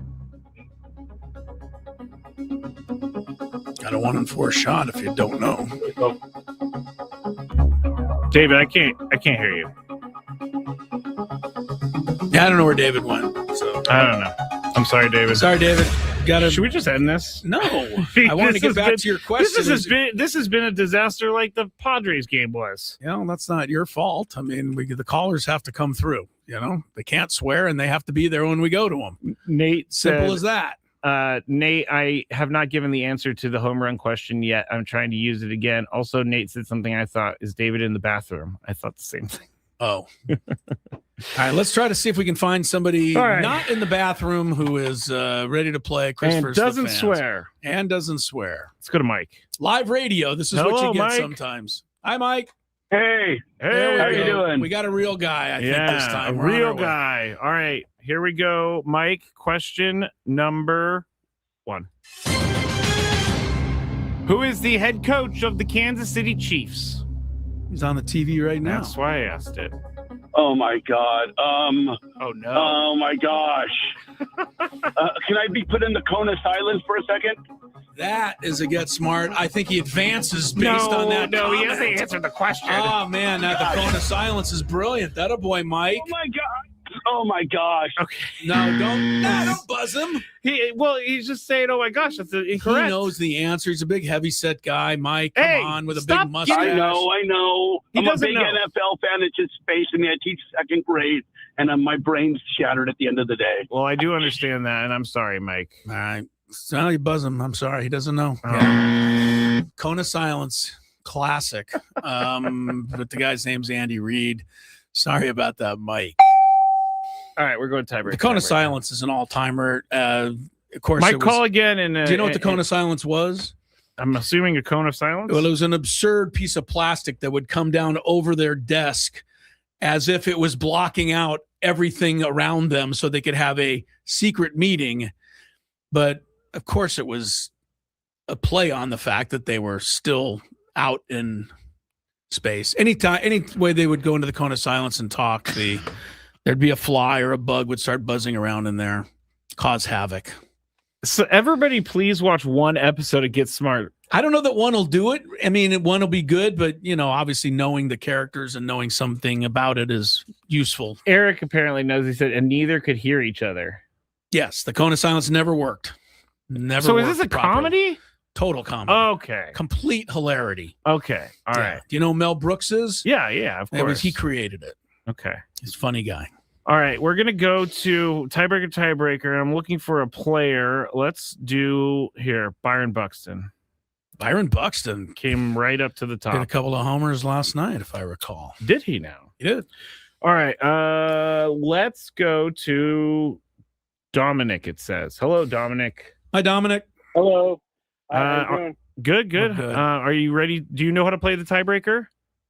I do. Okay. Oh, good. I'm put you down. I was ready for him to say, "Nah, I have no idea," and it would have gone perfectly with the way the day's gone. But no, that is true. No, he's ready. He's ready. So I'm going to ask Chris for an answer on a question, and Dominic is going to guess whether the actual answer is higher or lower than what Chris said. So, Chris, since 2015, how many home runs? Let's make it easy. How many home runs has he hit in the last 10 years? 11? He's had 11, a lot of injuries. That's what makes him difficult. 175. 100. Yeah, I'm going to go about 17 per year because he's had a lot of injuries. He hasn't played a lot. All right, Dominic, is the actual answer higher or lower? Lower. Dominic says he's had even more injuries than I think. Oh, he's had more, though. He's had more. By How many? 8. 183? Yes. I am You've ridiculously been really good close lately on this stuff. Sorry, Dominic. All right, the game that will never end. Sorry, I'm going to have to say the yet. answer to the question because people want to know the 30-plus home run seasons. Let's just finish the game first. I am all over the place today. You're here, you're there. Let's get done what we're doing. Hello, Hector. Hector, hey, Hector. Good afternoon, fellas. Good afternoon. Can you hear me? Yes, we I can got hear you, you. man. Thank you. I'm going to put you back down. We're going to play this tiebreaker. Chris, how many hits does he have in his career? Byron Buxton. How long is his career? 2015. It's 11 years. He started in 2015. 2, 4, 6, 8, 10, 12. Man, he doesn't have a lot more than 100 per year, which would give him. Wait, what'd you say? 12 years? Mm-hmm. Be 1,200 hits. He's got to have more than that. 1,500. 15. Is that right? Wait, did I do my math right? 1,500 hits. 100 times 12 is 1,200. Yep. Yeah, he's got a few more than that. I'm gonna say 1,400 hits. 1,400 hits. Hector, is the actual answer higher or lower? Well, I'm gonna go because he said that he's hurt a lot, so I'm gonna go lower. He's going lower That's too. a pretty smart guess there, Hector, because that is correct. Hey, good job, Hector. The actual answer, you're right. The injuries have really hurt him. 812. Not even hits. 1,000. Yes. Okay. And all right, let me go back to this other question real quick and get that off the board. Hector's won the game. Yes, stay there. Thank Hector. goodness that the game is over and we survived it somehow. Yes. It was one of those today. Which, but Hector, you're going to have a chance to go to Las Vegas. And now this is the big question that Scraby wanted to ask, and we never got to the answer. But now people can research it, so we're just going to give it away. All right. Which Padres player has had the most 30-plus home run seasons in franchise history? All right. Can I ferret it out a little? Yeah, ferret Nate away. Nate Colbert had 2, maybe at the beginning, maybe 3. I think Dave Winfield had 1 or 2 before he went to the Yankees. Other people I'm thinking of, obviously Manny has had at least 3, maybe more, but I'm just thinking that they all have 2 or 3, and I think there's somebody with more. And the one guy that is high on the all-time home run list that I haven't mentioned yet is one Adrian Gonzalez. Again, you gotta look at the Padre all-time home run list. Manny broke the record of Nate Colbert, but right there was Adrian Gonzalez. So I'm gonna say him. Good job. Good job. I originally did 25-plus home runs, right? And Manny takes that one. He has 6 seasons of 25. How many 30 home run seasons is Adrian Gonzalez had? Oh, yeah, 4. He had 4. Yep. It's a good question, though. I'm going to, I like it. You guys make fun of me sometimes for the way I spend my money, but I got another subscription to Baseball Stat Head so I could do crazy lookups like this. I think that's $8, good. So. No, that's good. That's a good question. All right, we're going to take a break. We have a short segment coming up, but it'll be perfect for me to give everybody an update on the snot-nosed kid. Oh, if you're with us... Wait, the kid from softball? The snot-nosed kid, I have an update. If you were with us This is random. this is not random. If you were here with us last Thursday, I whined the entire show about the kid who crept in from left center field and stole my potential game-winning hit. Mm-hmm. The story has a happy ending. Oh. I'll explain when we come back after traffic on Gwynn and Chris.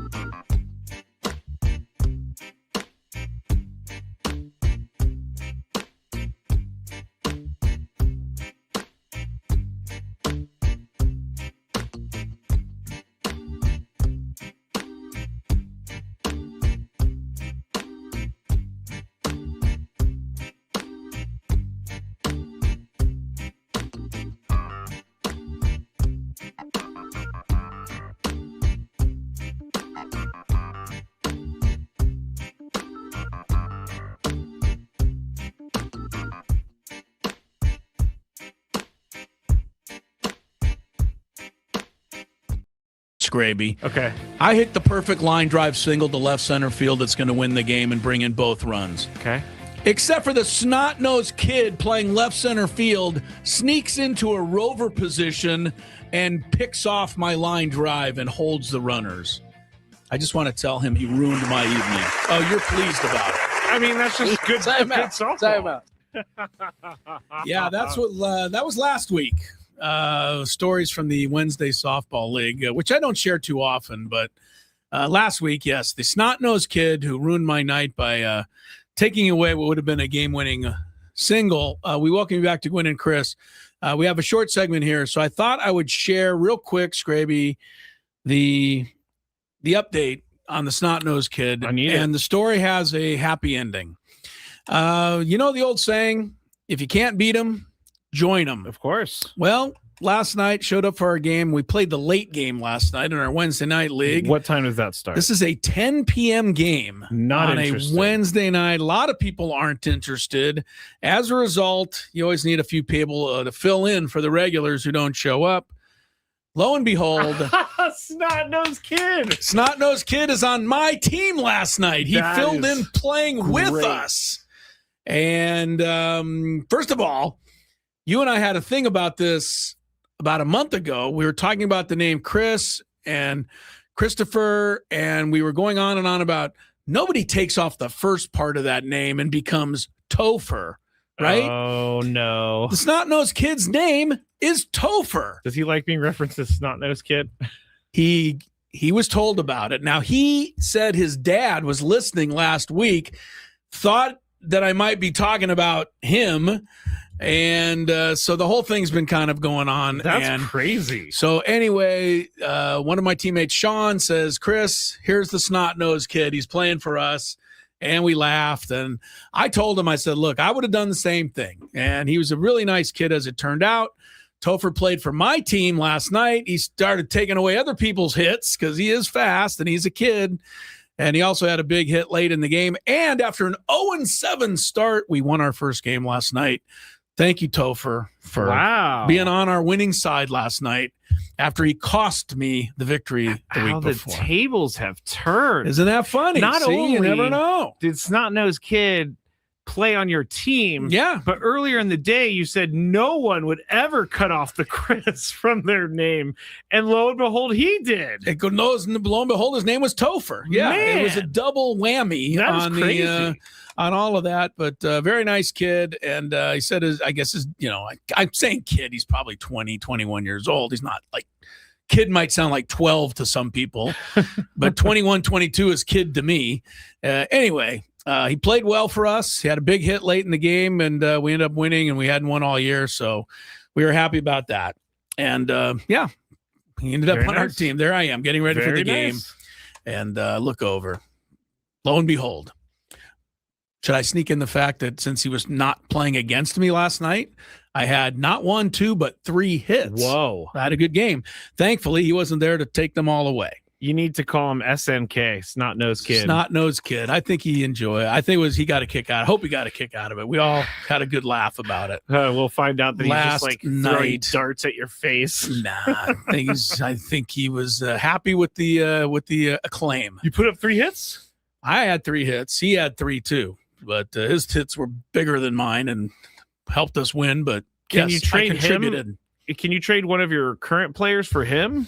No kidding, man. I don't even know how we, I just think at the 10 p.m. game, like you just pick who's ever left at the place, and he was nice enough to play and join us and help us. I like that story. See, it had a happy ending. All right, when we come back, a game today that did not have a happy ending, 7-1 Brewers. Time for the notes on a scorecard. Yep, get ready. Gwynn and Chris on.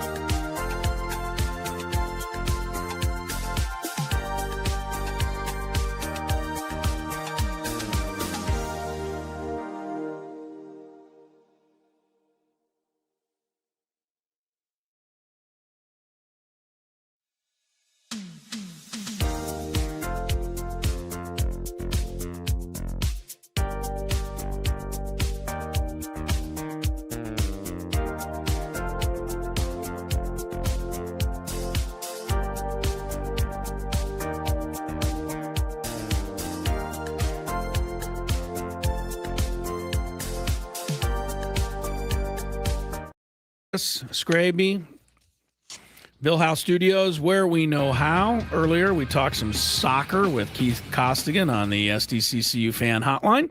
Not big bank banking, it's better. Time now, though.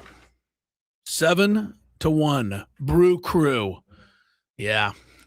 And we got notes on a scorecard, and they ain't pretty. They're coming up after traffic.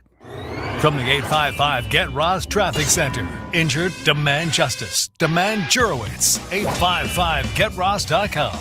Southbound 5 is slowing before the 52. You'll be crawling to the scene of a crash that's tying up lanes near SeaWorld Drive. Past that, you're going to be slow and go to another problem clearing from lanes just before the 54.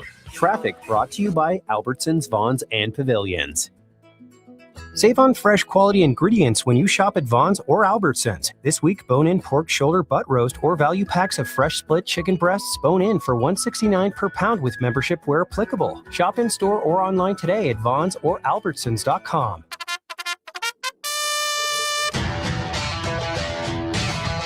What did Chris like? What does Chris want to clean up? Observations written on a grocery list. Notes on a scorecard starts now. Yeah, got to take the bad with the good. Notes on a scorecard after wins and after losses. Here we go. A lot to get to today, as you might imagine. Before the game, though, I had a couple leftovers from last night's game. The victory over the Brewers on the home run by Sheets. Two plays that happened in the fifth inning of the game last night that cannot keep happening if this team's going to keep winning, right? This team doesn't have a lot of room for error normally. Yeah. And if you're going to play Fernando Tatis at second base, which it seems like they are doing now, somebody's got to remind him and tell him that if it is a bunt situation, a la man on first, number 9 hitter at the plate, he's got to line up closer to second base so that if the bunt gets down, he can cover first base in time. And he just didn't get there last night. It wasn't an error, but the Brewer guy put the bunt down. Ty France came in to field it. Michael King picked it up. Fernando wasn't there at the base yet. That's not – you can't. You got to cover it. Your second base, I don't care if you're in Little League. That's your cover. I think so you have to make sure you can get there. I think I'm going to put that on the coaching staff. They need to make to make him aware because he's playing a new position. Well, all right. But, yes, I'll put it on whoever you want. That can't happen. And then the very next play, ground ball to Manny Machado. Manny knows better. I don't know what he was thinking. I don't either. You got to just turn the double play. Yeah. Go to second, go to first, 2 outs. And, but Manny tried to get the guy in a rundown and then throw the ball and then get it back. And Xander had to cover. Anyway, they lucked out because that's the only way Milwaukee scored last night off Michael King. They gave them that run. No errors, but that's still giving away runs. You can't afford to do it. All right, here we go to today's game. Top of the first inning, and this is unfortunately going to be a theme today, but second batter of the game is our guy, Fernando Tatis Jr. The 3-2 fastball was right down the middle. It could not have dissected the strike zone any more evenly. From side to side, top to bottom. I think Tony calls it middle. Middle. Swing and a miss. And we went through it earlier, but you want to go launch angle, you want to go exit velocity, all that stuff's got to just leave now. It's got to just be see it and hit it. Yeah, and somehow his mind's got to clear. Can't miss those pitches. All right, moving on. Miguel Andujar got a double in the first inning. Shouldn't be a surprise. This guy's hitting .340 on the road this year. Third best in all of baseball. He's got a .935 OPS on the road. Wow. .650 at home. Hello, Petco Park. Yeah, seriously. But Miguel Andujar has been a road warrior. Sheets came up with 2 on, chance to get the early lead. But this is not the 9th inning, people. This is the first inning. And where we talked about the 9th inning, the Padres are crushing the opposition. In the first inning, get this, Scraby, the Padres have only scored 8 runs all year. That is last in Major League Baseball. And they did not add to it today. As actually, Rengifo made a pretty good play to deny Sheets what could have been a 2-run I thought it was going to single. get through, honestly. I did too. But anyway, that was the end of that inning.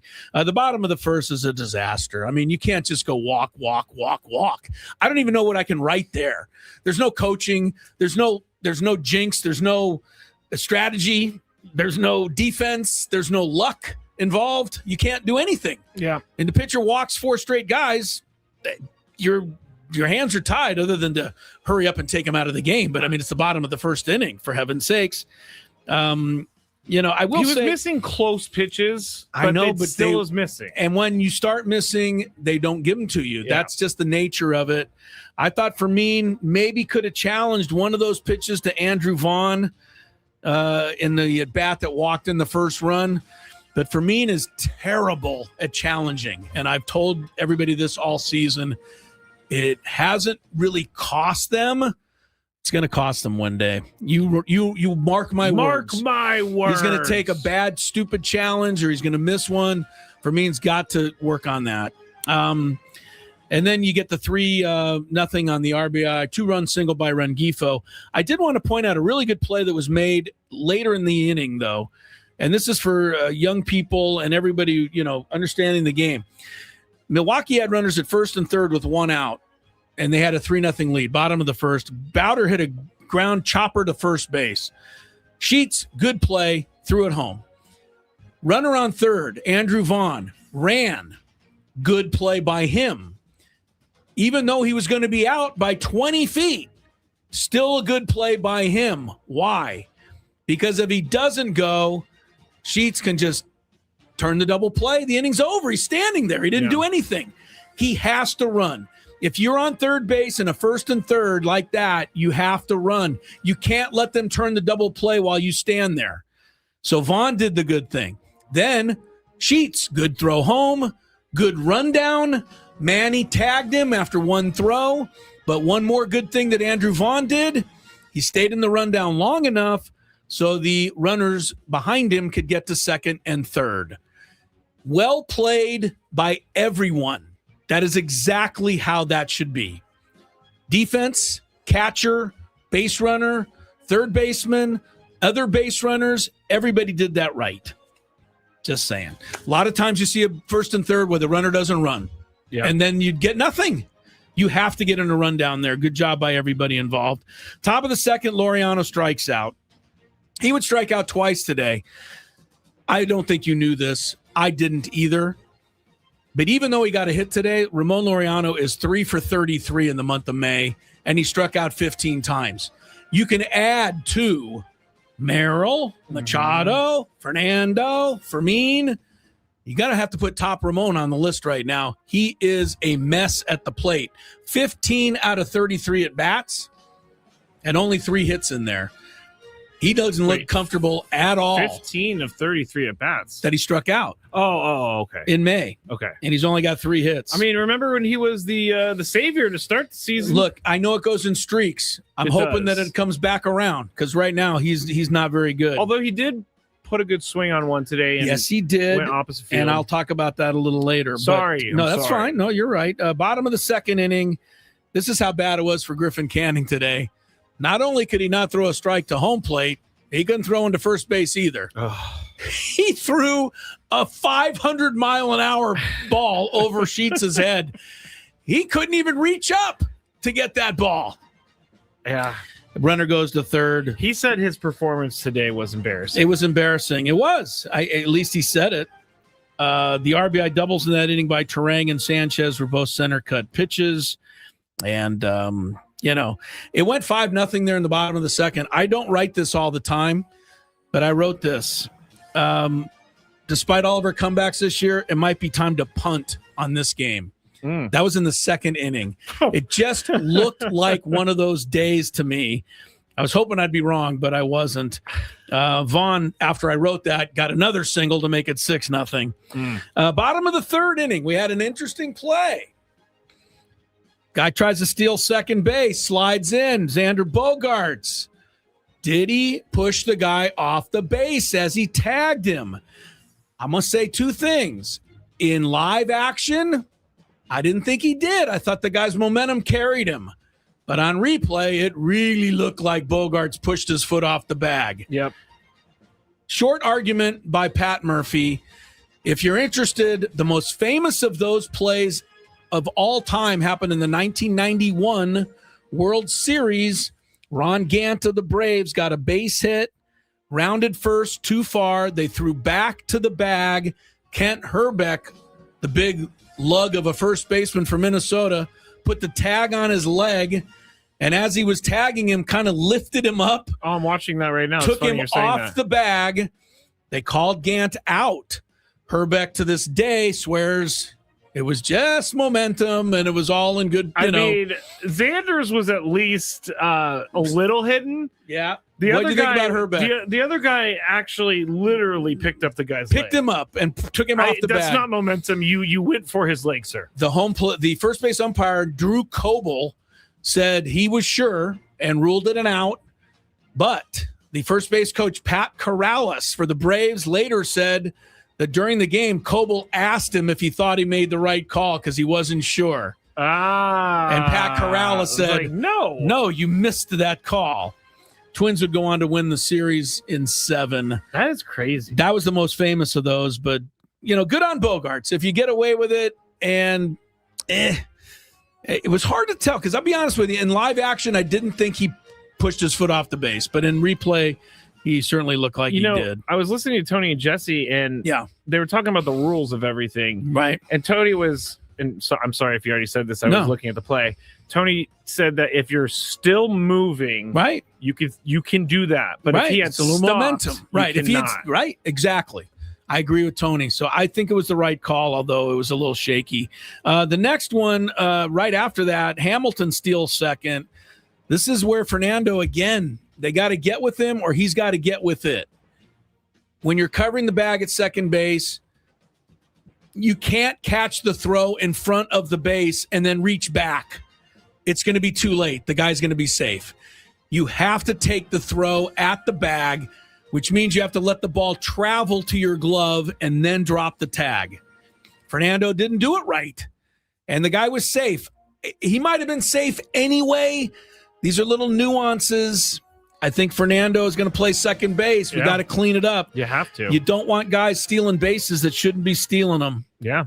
Top of the 4th inning, Laureano got that hit you talked about, and I wrote, hey, he went to right field. That's a smart way to get out of a slump, but he's still in the slump as it turns out.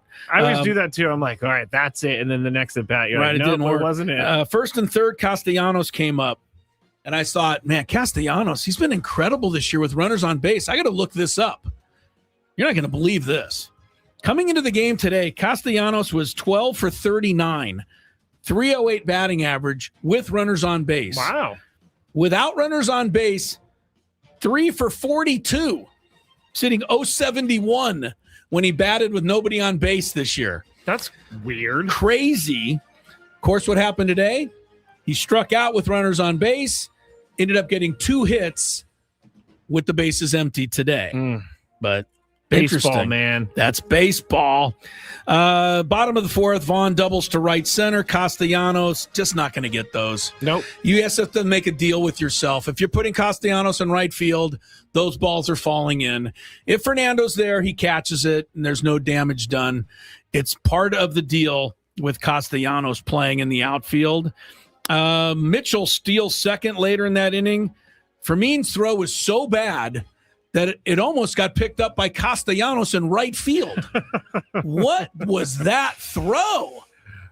Sorry, Fermin, but come on. You're a major leaguer. I mean, I expect a pony league kid to get a little more direction than that. I know it slipped or whatever it happened. Yeah, he's usually pretty good at throwing down to second base. Goodness. Top of the 5th, Tatis strikes out on a challenge 3-2 pitch. Yeah. I mean, what else can go wrong? Well, let me tell you, he's not at the low point. It may get lower. That's how because baseball's mean. What is lower than what's going on right now? I don't know. I hope I don't see it. I hope I don't see it. Me too. I hope I don't see it. Bottom of the 5th, Yuki 1-2-3 inning. I brought this up earlier, though. I still consider him one of the poorer signings that the Padres have made, paying too much for a mop-up reliever. Top of the 6th, Manny challenges. They're out of challenges. Again, this is going to cost them down the road. There wasn't much after the 7-0. Bottom of the 7th, Waldron came in. Is it a swan song? There seems to be varying reports now of whether he'll stay or whether he'll go. Yeah. But he did strike out 4 guys with his knuckleball today, which is what I've been saying. Throw the knuckleball. Be a knuckleballer. Embrace it. Embrace it. Also in that inning, Laureano spun around on a fly ball. It was the sun. It was difficult. He got his glove on it. That's not a double, but they gave him a double. It drives me crazy. The sun ball is always going it's not air. But it's an error. You're a major league player. He got turned around and spun around. He spun himself into that error. Maybe I'm a pitcher and that's how I think of it. But plays like that should be made. Top of the 9th, Castellanos hits a cue shot that spun almost out of bounds or foul and then came back fair. Vaughn missed it. I thought they were going to give him a hit for that, but they didn't. They actually called that one an error. There isn't a lot more. 7-1. The Padres scored in the 9th inning, and they now are outscoring their opponents 32-3 in the 9th inning, but it didn't do them any good today. There's my notes on a scorecard. That was a good notes on a scorecard. You really left a lot on the table for the sake of everyone. Because today there was a few so more bad. things that were, there was a lot of missed stuff. There was a play where Bogarts could have thrown home, and I didn't know if he should have, and he didn't, and the guy scored. It was just a bad day all the way around. More Gwynn and Chris coming up.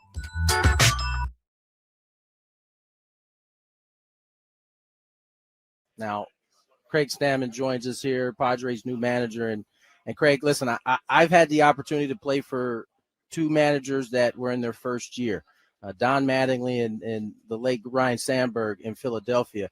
Both of them had their struggles. Even though these are the best of the best type of players, they had their struggles. Where do you see yourself in terms of your staff and leaning on your staff to kind of be able to help you in those first year kind of struggles that many managers deal with at some point? You're right. I'm going to lean on my staff a lot. And I remember having, small conversations with Bob Melvin about some of this stuff. And he was talking about some of the things he wished he knew when he was a first-year manager. And this was way back when I wasn't even thinking about this. We were just kind of talking. And he's like, I wish that I wouldn't have tried to do everything myself. He said, I felt like I had to be involved in everything and I had to be a part of every decision. And he goes, it's just not the case. He goes, there's a few things that I do need to be in charge of and as the manager, but I got good people around me. If I got good people around me, I just got to be able to trust them. Right. That'll be the hard part, but we're going to build that trust within the clubhouse, within the coaching staff. So I'm not doing it all myself. We're going to share responsibility. We're going to share the successes. I'll take the blame, and then we'll see where the dust settles. But I'll, obviously, hopefully gain a lot of experience where we get to the end of the season and we're in that playoff hunt. Yeah. That we're rolling and we're humming and we got a good process going. Now, you mentioned, kind of building off what Mike has done here the last couple of years, adding to his legacy. You obviously have your own strengths, though. Where do you see your strengths being able to be applied to this ball club and how it may be of help? Yeah, Mike had so much experience of organizing, how to be a great baseball team. He'd been mentored by many great managers, and he'd taken a lot from those guys. And I just listened to what he had to say about that stuff, and I saw how he did it, observing and listening to how he kind of went about his business. So a lot of the things that he did, I'm going to probably keep doing the same thing. What I think I can add is maybe just I'm a little younger. I got a little bit more energy. Yeah. I've got some relationships within the clubhouse that are maybe a little bit different. Does that give me the avenue to push them in a little bit different way, or like sneak in there to get them to do a few things that they haven't been quite open to in the past? Maybe I don't know. We'll find out. But, I'm going to treat them, with respect and hopefully get that respect back. And we're going to try to make this team as best they can be. Craig Stammen joins us here, Padres' new manager. And Craig, you're clearly coming this with your eyes wide open with the situation. I heard you say partnering on multiple occasions up on the stand there. What does that look like for the fans who are listening and may not know what partnering looks like? What exactly is that? Yeah, partnering, it's a give and a take. We have relationships with our families, our moms, our dads, our wives, our kids. It's not always my way or the highway. Right. There's got to be, even in this decision to become the manager, there was a lot of give and take with me and Audrey. deciding what was important to her and what we were going to miss by taking this, what was important to me, what I was going to miss in this, and then coming to a decision that works best for both of us. And I think those types of things can happen throughout the year with players, trying to get them on the field to do certain things in practice or in the game, but like partnering them in the way that's like, it's not just my decision. Right. We're in this together. We're accomplishing a goal together. It's not my, championship that we're going to win. It's our championship. It's the Padres championship. It's AJ's, it's John's, it's Eric's, it's Manny's, it's Toddy's. Right. It's all of ours together. It's Ruben's. We share that success together. I'll handle the blame, and then we'll do this together. Last one, I'll let you get out of here. I know you got a busy day ahead of you. Mike Schilt did a terrific job of really shielding his players. He always was the man taking all the arrows coming at the ball club. But you also mentioned being able to push the guys. What does that look like? Because I think oftentimes fans hear, managers take the arrows and they're under the impression that there isn't any, pushing going on the backside of that. What does that look like sometimes? Yeah, I mean, we got great players. So, like, the amount of pushing I need to do is limited. Right. But we can give them new ideas on how to navigate a season. And Mike was so good at, like, handling the players and taking the arrows, like you said, in the media and throughout the season and pumping those guys up and making them feel great. But there's ways that, like, maybe they haven't been exposed to, and that's what we're going to challenge our staff to do, is come up with creative ways to keep Manny Machado, healthy for a full season. Xander Bogaerts healthy for a full season as they get a little older in age, and can we have guys peaking at the right time and stuff like that? Just like open to new ideas and creative ideas, and the players will be partnering with that with the coaching staff to create something that we think will build us a championship team. Now, Craig Stammen joins us here, Padres' new manager, and Craig, listen, I've had the opportunity to play for two managers that were in their first year, Don Mattingly and the late Ryan Sandberg in Philadelphia. Both of them had their struggles. Even though these are the best of the best type of players, they had their struggles. Where do you see yourself in terms of your staff and leaning on your staff to kind of be able to help you in those first year kind of struggles that many managers deal with at some point? Yeah, you're right. I'm going to lean on my staff a lot. And I remember having, small conversations with Bob Melvin about some of this stuff, and he was talking about what it's taking two networks to televise it. Yes, the NFL schedule release show is upon us. I mean, here's the way I look at that, Scraby. The Super Bowl is only on one channel. That is true. But the schedule of games is on both the NFL Network, and just in case, you can also catch it on ESPN. We'll update you on anything you need to know about the schedule. Welcome back to Gwynn and Chris. Got a little happy hour going here, brought to you by GL Pools, the company trusted by thousands of San Diegans. They'll keep the pool sparkling, swim ready, and expertly maintained. Call GL Pools now. Say radio. Get a free month of service. And Scraby will be here an extra hour tonight with the Chronicles. And no matter who is hosting or talking, we're not going to have very good news to tell you today about the Padres. If you're just tuned in and you missed the game today, good for you. Yeah. You didn't miss much other than a 7-1 Milwaukee romp. It was a slow, painful day. Yeah, I mean, look, Griffin Canning walked in 4 guys in the first inning, or walked 4 straight guys in the first inning. By the time that inning was over, it was 3-0. By the time the next inning over, it was 6-0. And you could pretty much go night-night from there. Padres did go 0-for-9 RISP. The only run they got came on a ground out by pinch hitter Sunmong Song in the 9th inning.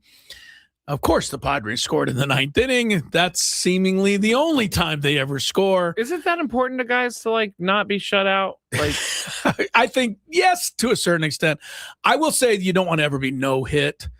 Like, when people say guy's got a no-hitter going, it's the 8th inning, they're like, just let him get the no-hitter. No. You don't want to be no-hit. No, you don't want to be no-hit. No. I don't think you want to be shut out, but I don't know that you put any extra into it. Yeah. You're trying to come back. I mean, if Song hits a double there and 3 runs score and, the next guy gets It could, who knows what the Padres have been doing the this year? Padres have done crazy things, right? You keep playing, you see what happens. But today wasn't going to happen. But with the ninth inning run today, the Padres incredibly have now outscored the opposition 32-3 in the ninth inning this year. Of course, if you keep losing like this on the road, the opposition doesn't bat in the ninth inning. So it's a good way to keep the margin. Good point. Yes. Let's try not to do that. Let's make sure that the Mariners will have to bat in the ninth inning going forward. 3-game series starts there tomorrow. Despite it all, and, my goodness, Manny's down to 190. What did I say? Laureano's down to 214. Sheets is even at 229 despite all of his heroics. Fernando was 0 for 5 with 3 Ks today. You could go on and on. Fermin has contributed nothing, 176 and 3 RBIs. Jackson Merrill didn't even make the lineup today. They were like, we got to give him a day off. He's striking out at an alarming rate right now. So, put it all together, and what do you got? You're tied for first. Yeah, that's what it comes down it's just to. like, what? You're tied for first. All is fine. The Dodgers will unlock that tie one way or the other tonight when they host the Gigantes. Some other quick notes for you before we kind of settle back into things here. Couple of deals on the baseball front. Did you see this? A White Sox fan fell into the bullpen yesterday. Did. Yes. He's okay. Or is it a he? I'm going to make sure it's a he. I believe it's I'm just assuming it's a he because, guys are rockheads. Yeah. We're dumber. Yeah. But, and you'd like to not see that kind of stuff happening too much. Soto is back in business. Juan Soto homered today after he had exited the game yesterday, fouled the ball off his right foot, but x-rays were negative. So Soto's okay, and he did hit a home run today. Corey Seager.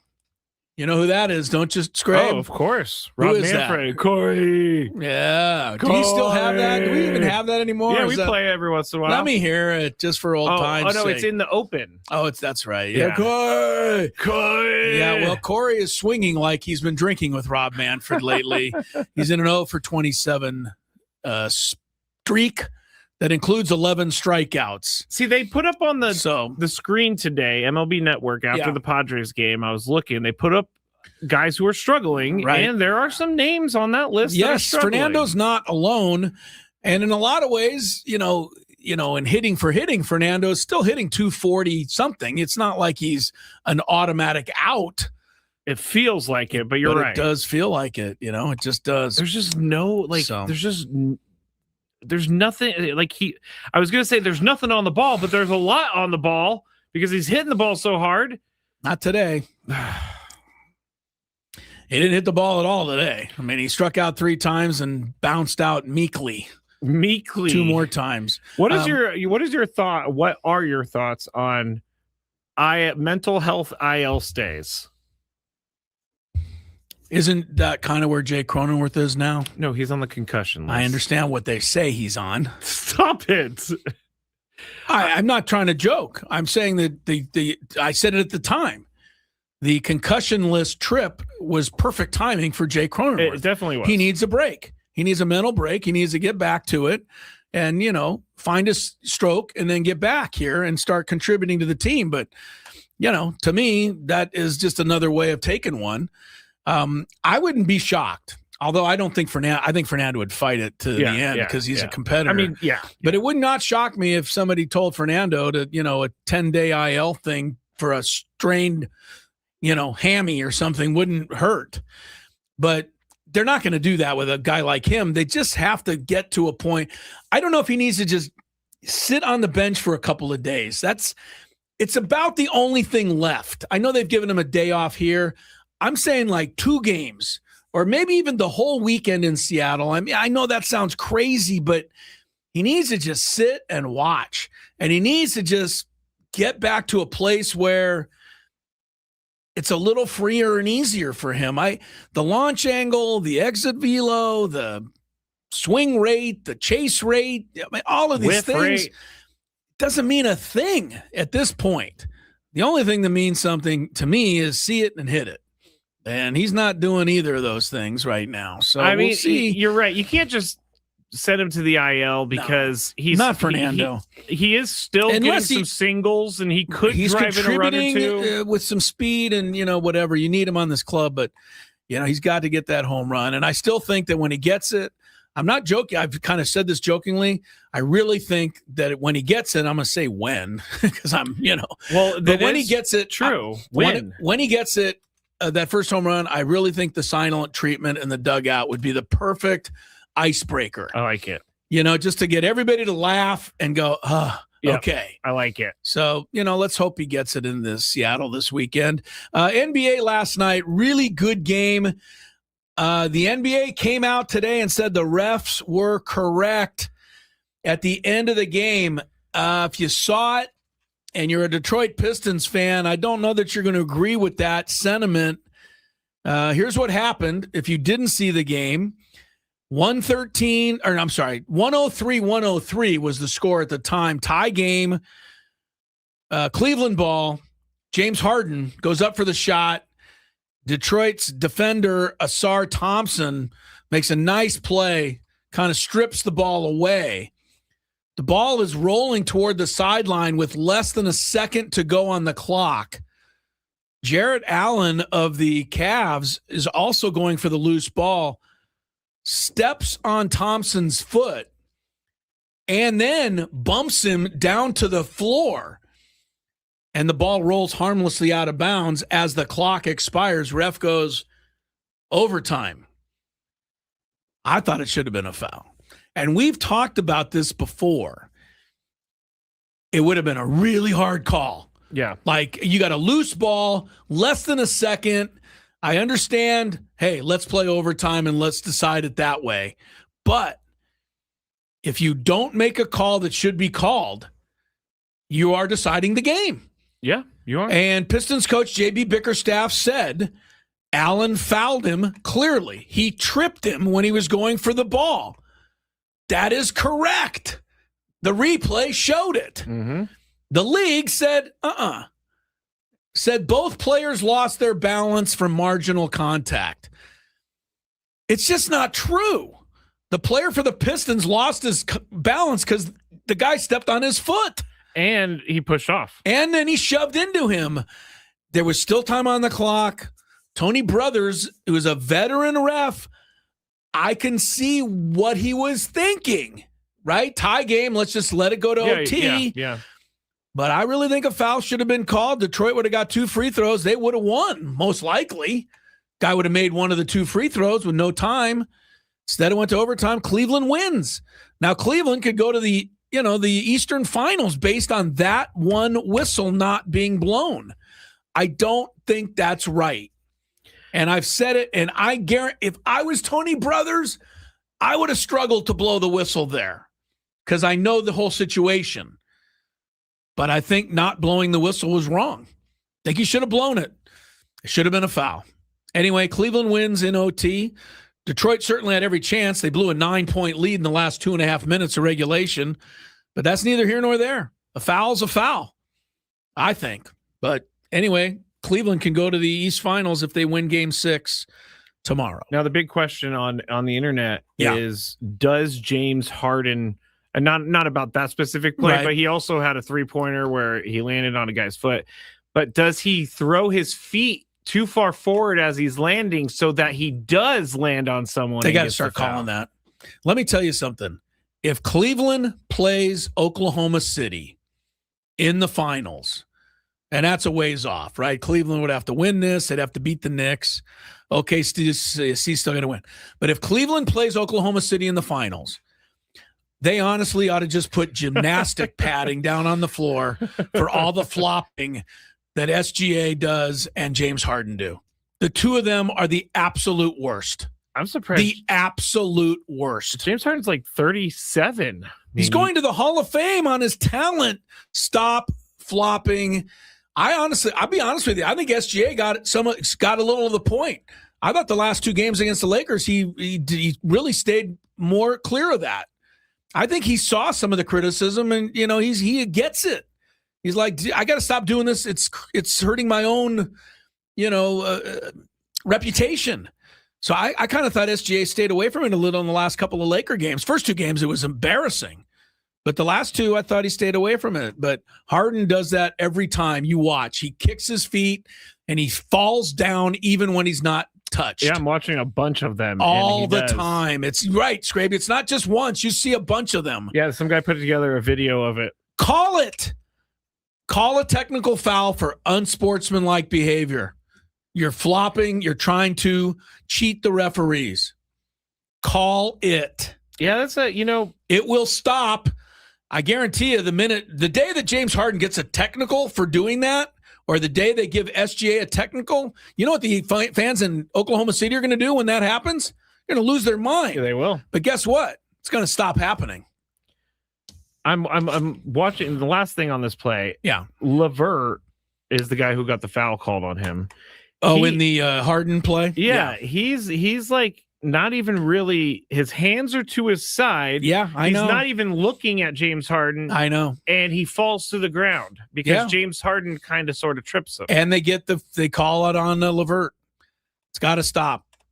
But yes, if OKC plays Cleveland, look out. Flop fest. All right. No NBA action. By the way, no NBA tonight. They're taking the night off. We're taking a break here on Gwynn and Chris. And still ahead, Scraby's got a big 5 to wrap things up coming up at the bottom of the hour. There's a whole bunch of other crazy stuff happening that Scraby is going to share with us when Gwynn and Chris resumes. The Braden. Tony, you care to, Tony, I don't know where Tony went. Because Tony, I see the corner of his room. Oh, well, hopefully he'll be back shortly. Harbaugh. I'm not sure where he went. I might text him to see if he's okay here in a second. Hope he didn't. Yeah. Did you think he fell in the shower or something? I hope he didn't meet with foul play.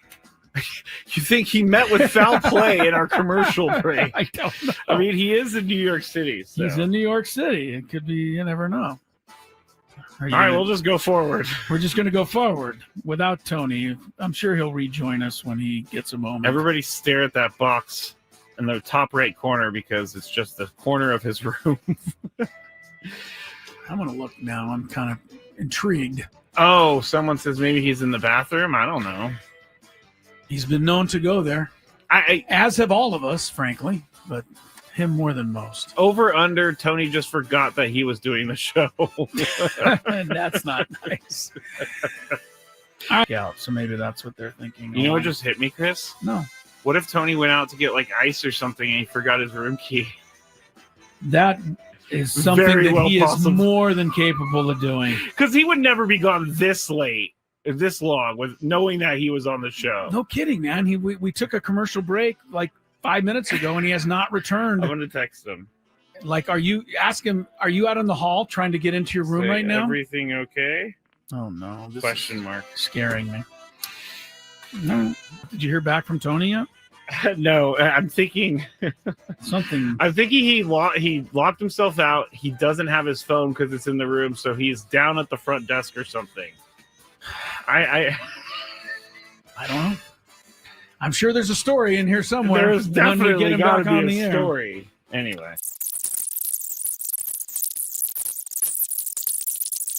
I was very concerned about Tony, and I took him off the screen because he's not back. I guarantee you he got locked out of his room. I don't think you're wrong because that makes sense. But how far away is the lobby? Of course, the New York hotel, it could be one of those ones where you got to wait a while to get up to the... And he's just sitting in line. I don't know why I find this so funny, but it is. Well, it's funny if he comes back with a funny story. Yeah, like I locked myself out. It's not funny if he fell and hit his head somewhere and we don't know where he is. That's not funny. Of course, that's not funny. He's obviously not with his phone because he hasn't gotten back to us. Has Tony locked himself out before? Not during the show, but I'm sure he has at one point in his life. Of all people, Tony would certainly seem to be one who would do it. Oh, August also says, Clinton said, got to use the key card for the elevator too. So maybe he's just stuck. You can't even get down? No, you don't need the key card to go down. Okay. You only need those to go up. You should be able to get down to the lobby to say, hey, I locked myself out. in New York City. But if we do, can you go to the Padre Hotel and knock on Tony's door? We don't know where he is still. No. Still hasn't come back. And I turned on It's been 20 minutes now. I know. Now I'm starting to get a little worried. Yeah. Where'd he go? What happened? I don't know. I would call the front desk of the hotel, but I have no idea where they're staying. I don't know where they're staying either. And when you sent him a text and said, is everything all right? We have not heard back from him. He is still not back in his room. I bet you he is standing in line in the lobby as we speak. I'm trying to get his key back. Someone said text Jesse or Dave, and it's really not a bad idea. Maybe at the next break, though. Yes. If we get to the next break, we got to text those guys so that they can go make sure he's okay. Because I don't know where he is. It's crazy. Dave Marcus is probably the one to text. We'll text Dave. Because he's, Jesse could be doing anything, but Dave's always there ready to go. You're trying to say Dave has a ho-hum life and he'd just be sitting around waiting for a text, whereas Jesse might be busy. Is that what you're... Dave's been doing this job for like 30 years. I don't think the what is the word I'm looking for? Never mind. All right. Well, there's certainly an explanation, but we don't have it yet. Text Scan. I don't know Scan well enough to text him. We're going to text Dave if this gets to the top of the hour and we still don't have a Tony Gwynn Jr. sighting. All right, do we just go to traffic like it's normal behavior time? I mean, it just seems weird. We got to move on with the show. Show must go on? Yeah. I don't know. All right, we're going to do the good, the bad, and the really, really weird and ugly next here after traffic. All right, it's with less enthusiasm than usual that we embark on the good, the bad, and the ugly for week 2, Scrape. I'm going to try not to worry too much. I'm going to try not to worry also. I'm not necessarily the worrying type. I'm not either. But, I'm intrigued now at this point. Like it's with this long pass to Devontae Smith. He's back! Helped put him there. Hold on. He's back, everybody. Stop everything. I literally, we went to commercial break. I laid on the bed, and then I just fell asleep. I never even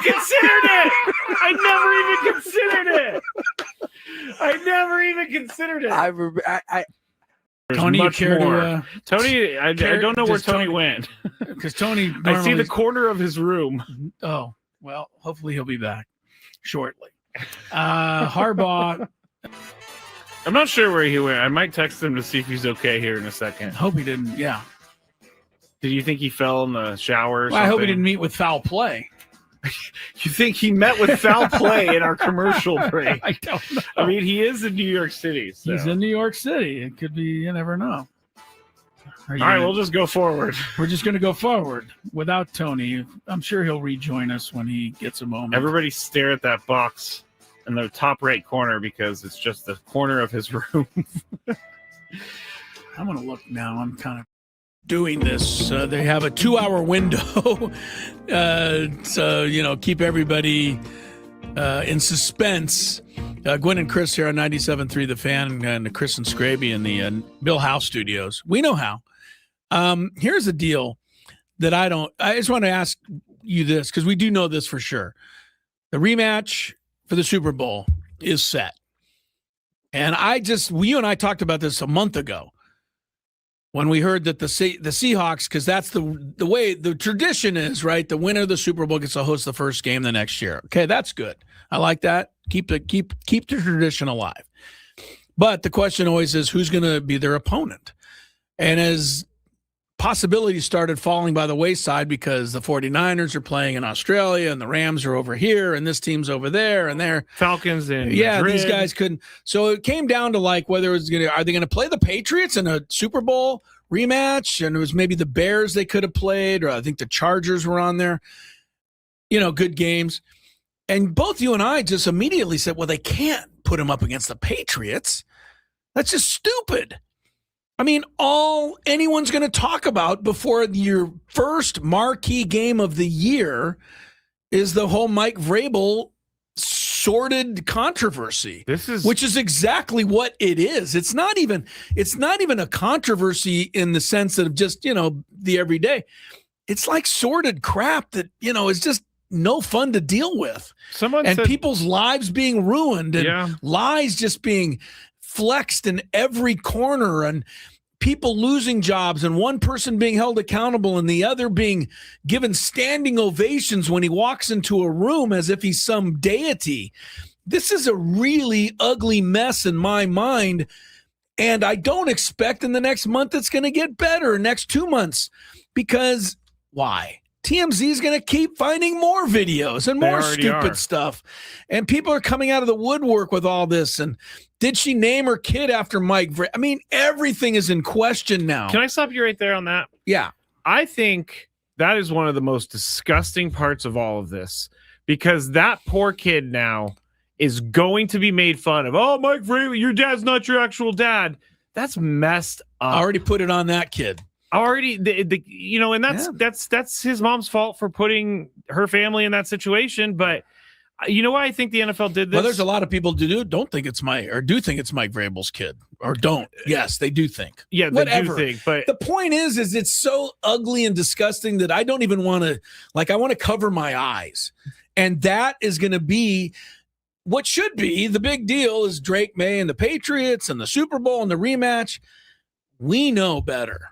That is not going to be the headline come September 9th. I think the NFL, the reason they're not shying away from this is because they don't care, and it's not that big of a deal to them. Yeah, well, I think they're going to find out that they made a mistake. Let's hope, because we're in a bad spot now if we're giving Mike Vrabel standing ovations running into a stadium.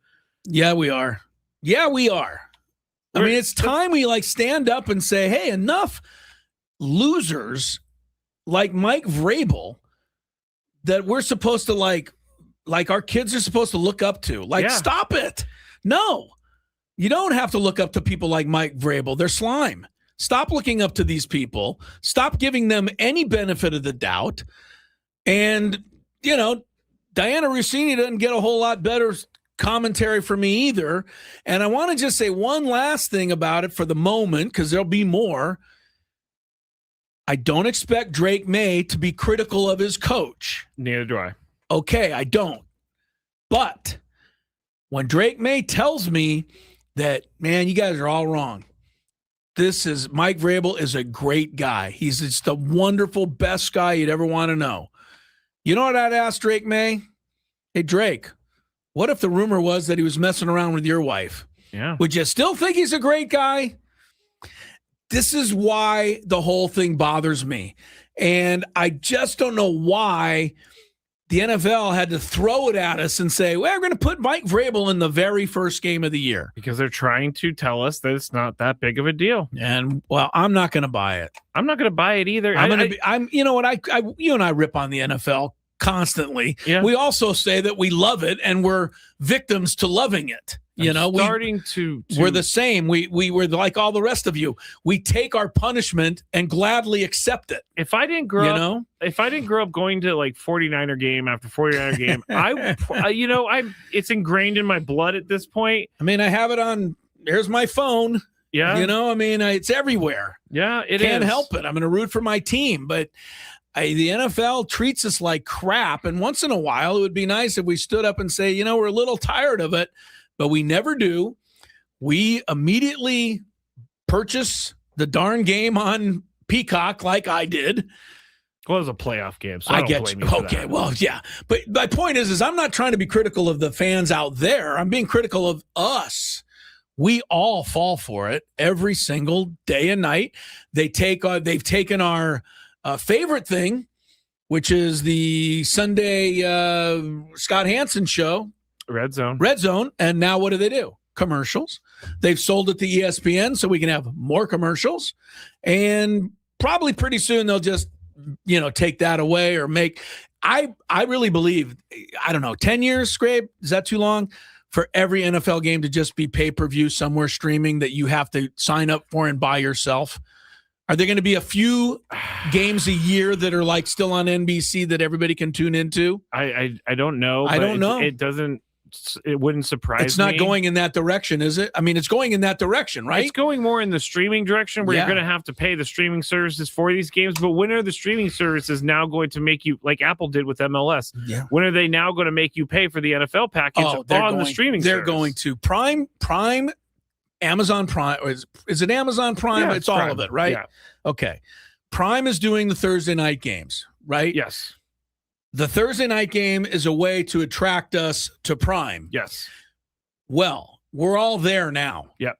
Okay, we all got Prime. You got it. I got it. You got it. Almost everybody's got it. Lucky's got it. My dog. Right. It's on our phone. You know, It is. we can access it. So now that we all have Prime, what's the next step? We'll give you a bunch more games, but now you're going to have to pay extra. Yep. Because we got you here now. So if you want to watch all the games, now we're going to charge you. That's what's going to be next. You know it. You know it. You don't want to believe it, but you know it. It makes me sad that this is the way we're going now. I still have a little hope left because the NFL Network, and I shouldn't even say it that loud, the NFL Network still shows the Prime game on Thursday night as long as I'm willing to wait an hour or two, and then I can tape it. What if they took that away? They will. That's what I'm saying. I'm saying it quietly. They have nothing else to play, though, in the middle of the night. But I'm saying it quietly because I hope it doesn't go away. Because I don't want to watch it streaming. I want to watch it with my DVR and my ability to fast forward like I do.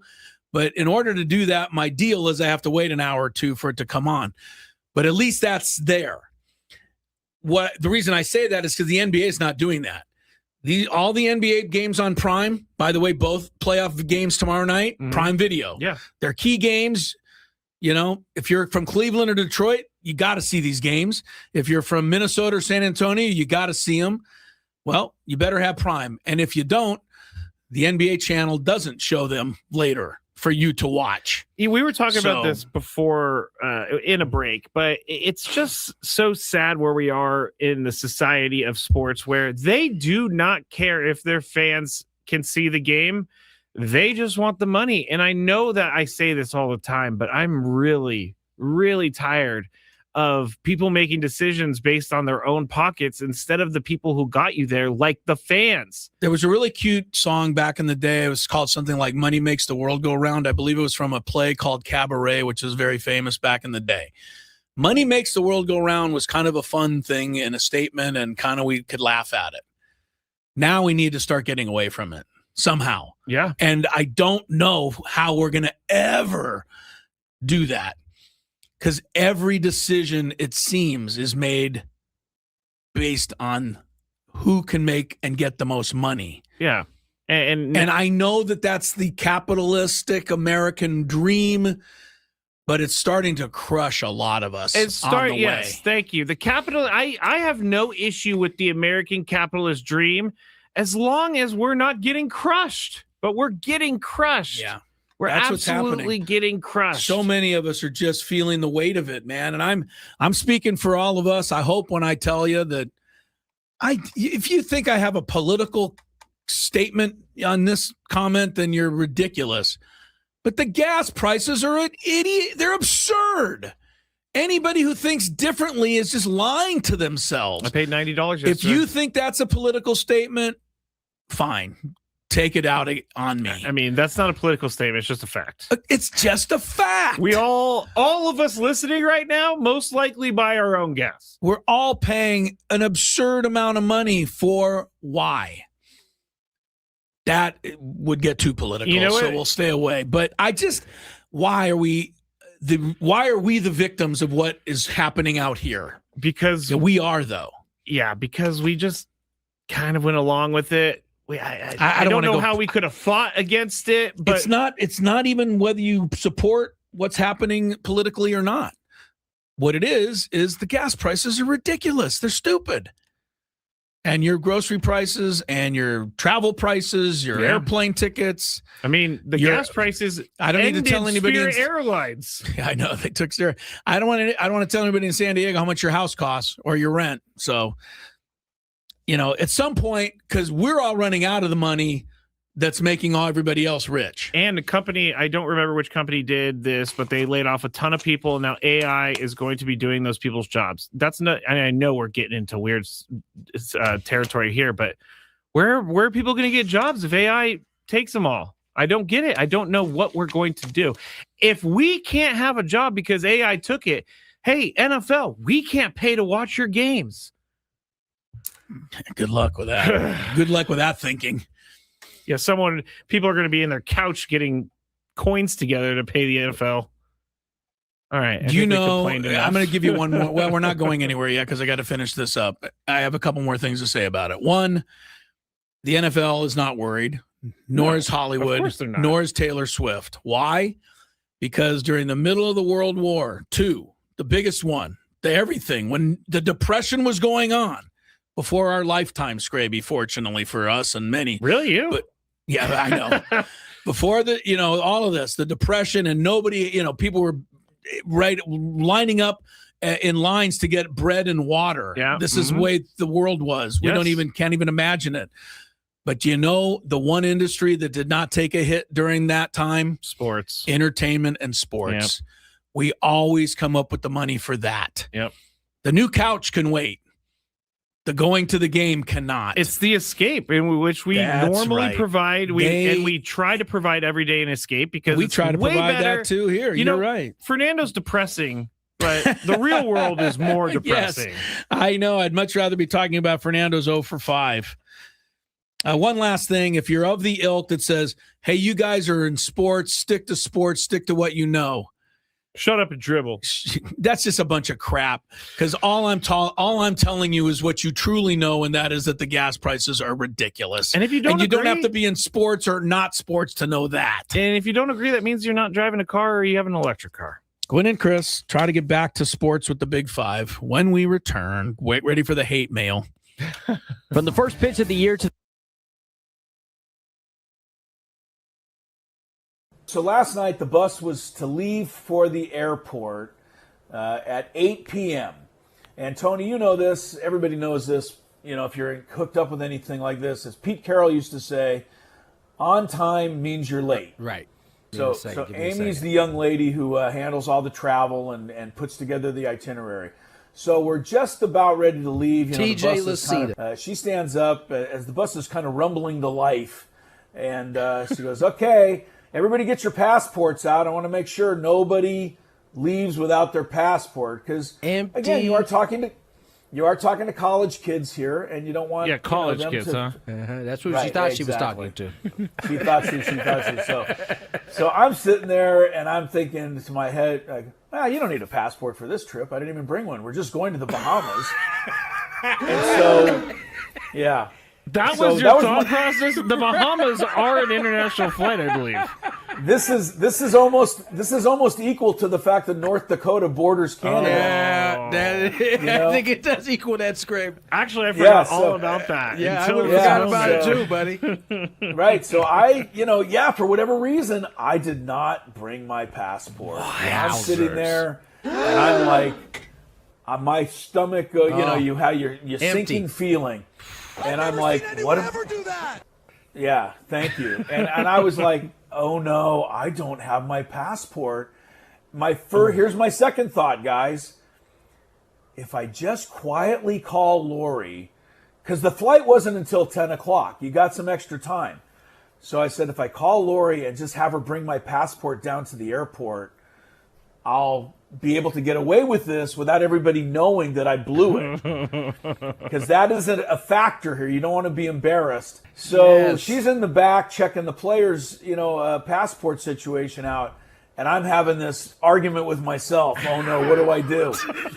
And so my first thing is I'll call Lori and I'll just say, hey, can you, I blew it. I forgot my passport. Can you meet me down at the airport? And then I thought, we live 25 minutes from the airport. Lori is not going to be happy. Nope. Getting my passport and driving it down there. Because the airport is really easy to access these days. And never easy to access, exactly. So I had a quick discussion with myself, and it was either A, it's time for me to embarrass myself in front of the team, or I'm going to have to ask Lori to drive to the airport. I chose the first one. So I said, oh my goodness, I can't believe I forgot my passport. I don't have it. And Stacey Terry Hudson looked at me and like, what? Like you? I mean, she wasn't mean about it. She was just like so surprised. And as I was, and everybody's like, what are you going to do? And I said, well, I live, literally 10 minutes from the school. And I said, I'm going to call Lori right now. Is there any way we can just hold up for 10 minutes? What?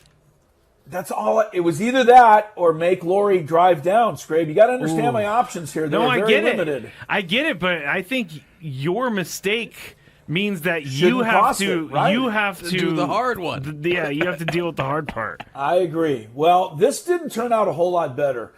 Amy, it's her first year on the job, but she's a very nice gal, so I don't have any really, I don't have any cachet with her yet. And she's like looking at her watch, looking at Coach Stacey Terry. She's like, 10 minutes, because that can be a little... That's stressful. Well, it's stressful. And she doesn't care. Her job is to get everybody on that damn plane. Right. And a lot of times what we don't know, the traveling party doesn't know, is they've already like called ahead and talked. They have a travel agent that's going to kind of expedite the process a little bit. And if they mess up that contact, then everybody's messed up. So everything is thrown asunder if you got to wait 10 Big Five stuff here. After that last hardcore, hard-hitting segment. In a previous life, Chris, my first producing job was on a news talk station. It's funny, as we began by just talking about the Seahawks playing the Patriots in the opening NFL game, went from that to Mike Vrabel into everything that's wrong with our world. Thank you, Mike Vrabel, for that. That was a good harangue. Thank you for that, Mike Vrabel. NFL schedule. It is official, by the way, Scrape. Sunday, September 20. Circle the calendar, you and me. Dolphins at Niners. I don't know how we're going to get there or who's going to get us tickets, but I think I'm going to start walking now. Yeah, really. We got to, because we can't afford the gas to get up there. Yeah, you're telling me.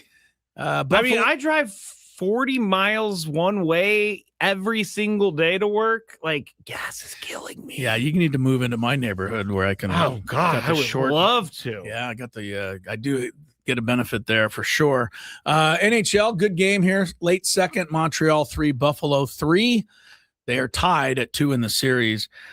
Quick thing I wanted to point out: 46% of all the NHL playoff games this year have even been decided by one goal or gone into overtime. That's almost every other game, right? 46%. Do you know how many one possession games there have been in the NBA playoffs so far this year? 8. That's 11% of the time.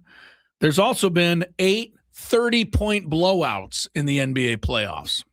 I mean, the Knicks are responsible for at least 3 of those. Most of them.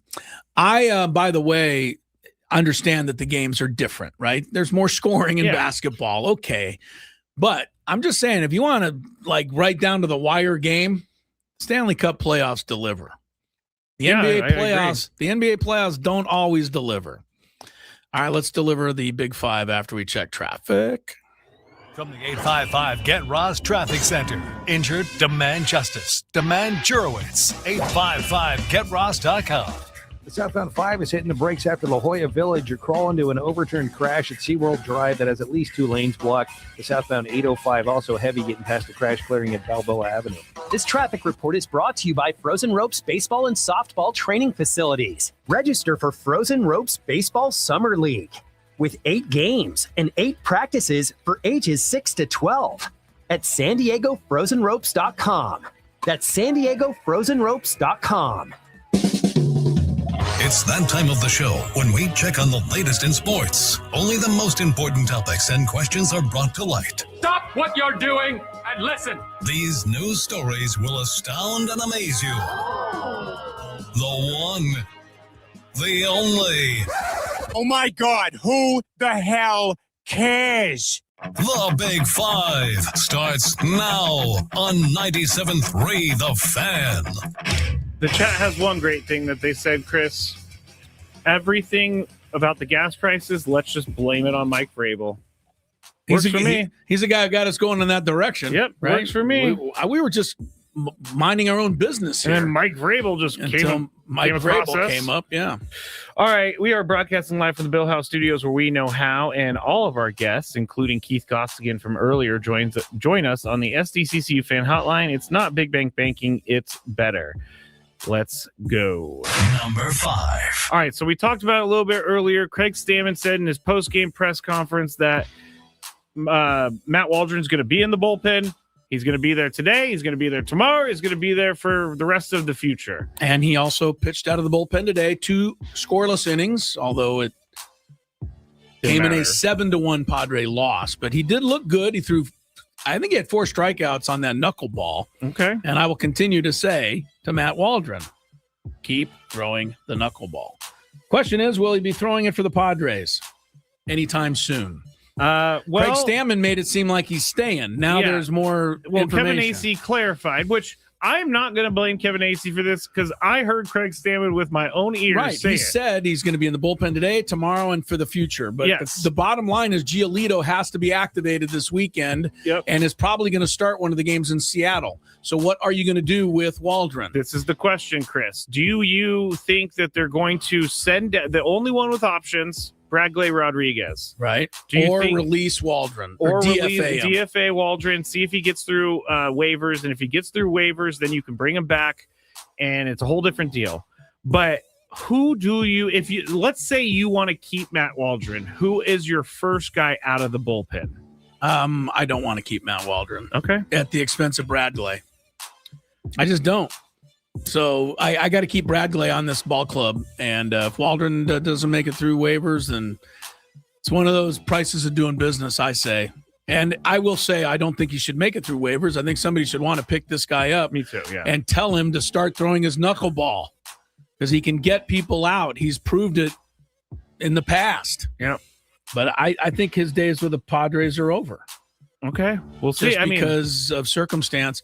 The only other thing you could do is DFA Ron Marinaccio. Or you can say that Griffin Canning got hurt today and strained a muscle somewhere, and Waldron stays on the club and Giolito starts taking Griffin Canning's spot. I've seen these kind of things happen before. I think that is probably what's going to happen. That's all you got to do.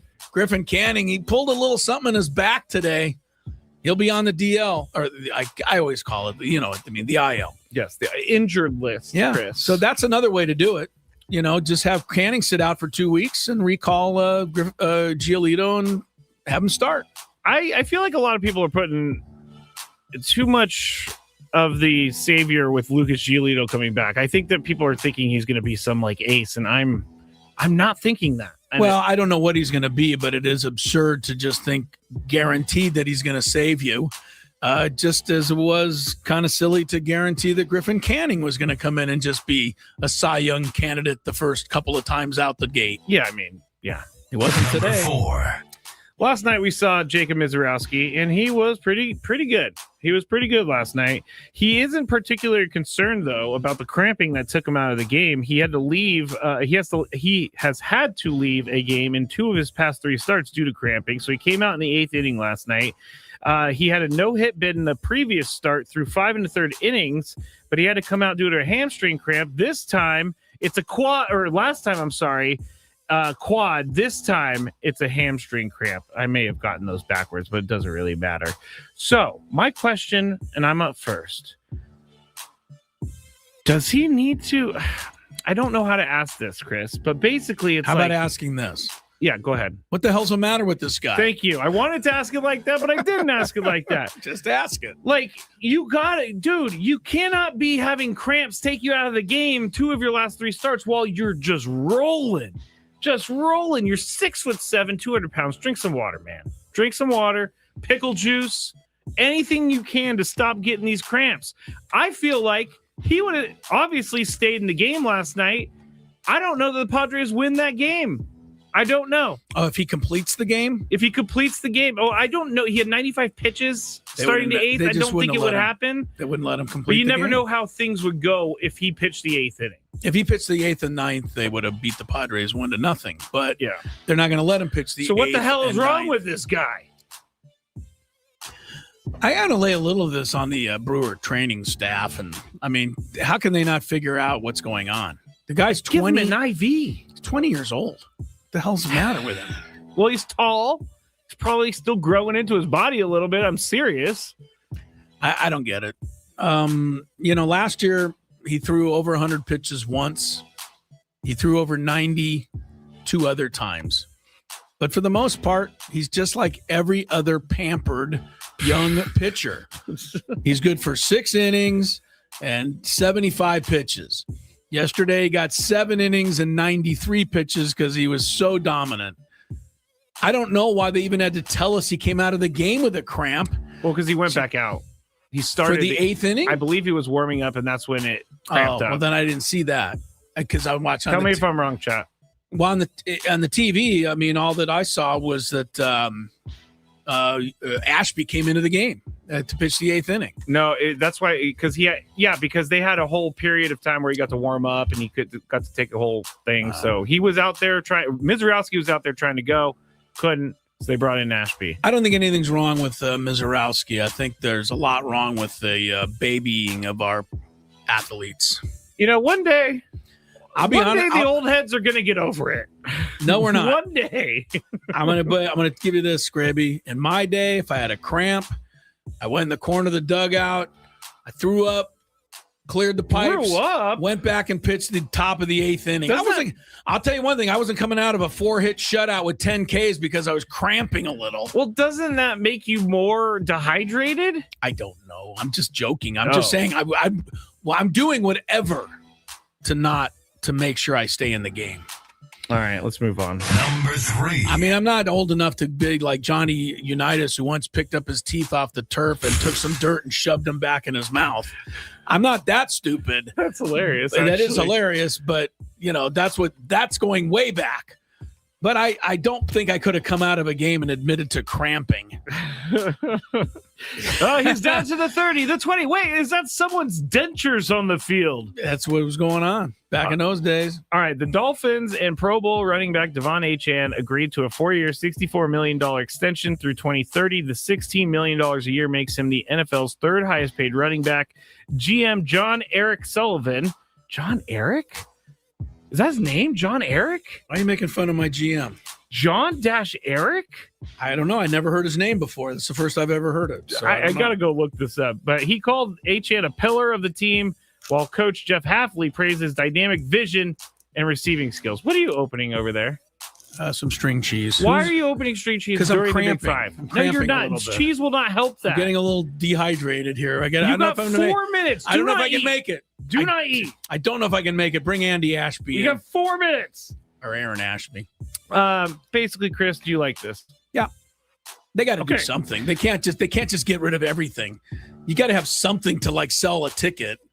And you got to have somebody to, at least represent you on the field. And he's pretty good. And he's like a legit good player. He's been really good. Yeah. There's no reason to think, he's probably not going to have a great year this year. As he, I would imagine if you're playing against the Dolphins, what are you going to do? You're going to key everybody on him. And we already know the Dolphins haven't blocked anybody since the unbeaten season of 72. So it's going to be hard. But no, I love Achane. And I think if you're going to rebuild, which is what they're clearly doing, and I commend them for that, I think you also have to have something you're building around. Yeah. And I credit him for staying there and wanting to do it, unless there's something I don't know. But him willing to say, hey, I'm the guy, build it around me. Yeah, he seems excited about this. Because a lot of guys would say, I don't want to be here in this crappy team. Achane's like, hey, build it around me. I'll make it work. So I've been, this guy, he played in the Denver 70-point game a few years ago. Like, he's been here for a little while doing some things. Yeah. So I think he deserves, I don't know if he's the 3rd best running back, but it's his turn to get paid. So, all right, we're going to go straight to number 1. Number 1. Because I have a situation that happened to me on the freeway today. Uh-oh. So there was a guy, and he was driving a marked vehicle like it was a construction company. Okay. And this dude was driving like an idiot. Like, to the point where he was construction vehicle. He was on his phone. Give me a construction vehicle. What's just like a truck with the name of the construction company on it. Okay, it did. Okay, and it said like here's Joe's my, Construction. Yeah, and it said like here's my driver number type of thing. Oh well, you got to call. Okay, this is my question. Did you call? No, I haven't done it yet. But this guy was driving so outrageously, and he was so bad on the phone, cutting people off. He went all the way from when you're going south on 5, and it goes 8055 split. He was in the first 5 south lane, and then cut all the way over to the left side because he was about to miss it. Then he was tailgating people. And guess what, Chris? I made it to the exit before he did. So you say I should actually complain about this. Did he have the phone number sticker? Yeah. And it said, how's my driving? And you took a picture of it. I took a picture of the car just so I could, maybe do this later. This angered me so much. I am considering actually doing this. Because that guy is going to kill me one day. What happens when you call one of those numbers? Can somebody tell us? I've never done it. I've never done it either. Do you get any satisfaction from it? Someone says, what was the company? I'm not that crazy. What did they say? What was the company? Oh, he wants to give a name for the guy. Well, I kind of want to because I don't want this company getting any money with an idiot driving on the road like he was driving. Like, I understand people driving fast, but this guy was... Whoa. I don't understand people driving fast. Stop saying that. I understand when it's people not okay go to drive 110 miles an hour. I'm saying like 10 over the speed limit. Okay. But when you're going 90 and you're cutting people off, people are having to slam on their brakes because you think you're better than us. That makes me want to call and report your driving. I don't think the person thinks he's better than you. I think the person doesn't give a crap about you. And I think it's time that you don't give a crap about what happens to him and you call. Okay, I'm going to tell you what happens. I'm going to tell you what happens, Chris. I would like to know what happens because, I've seen a lot of those numbers. They're usually on the cars of people that are driving okay. Well, yeah, because you think... Or if they're going that fast, I can't read the number. That's also a strategy, I'm sure. Yeah. All right, well, I'm going to do this now. Now that you've given me the okay, because I thought you were going to call me like a Karen or something, but I was angry. Not on that one. I'm not going to call you on. Scraby Chronicles is next. We're going to rename it the Karen Chronicles for tonight. Have fun with that. Padres at Seattle tomorrow. Jeremiah Estrada. Jeremiah Estrada. Friday. See you at 2 tomorrow. Stay tuned for Scraby.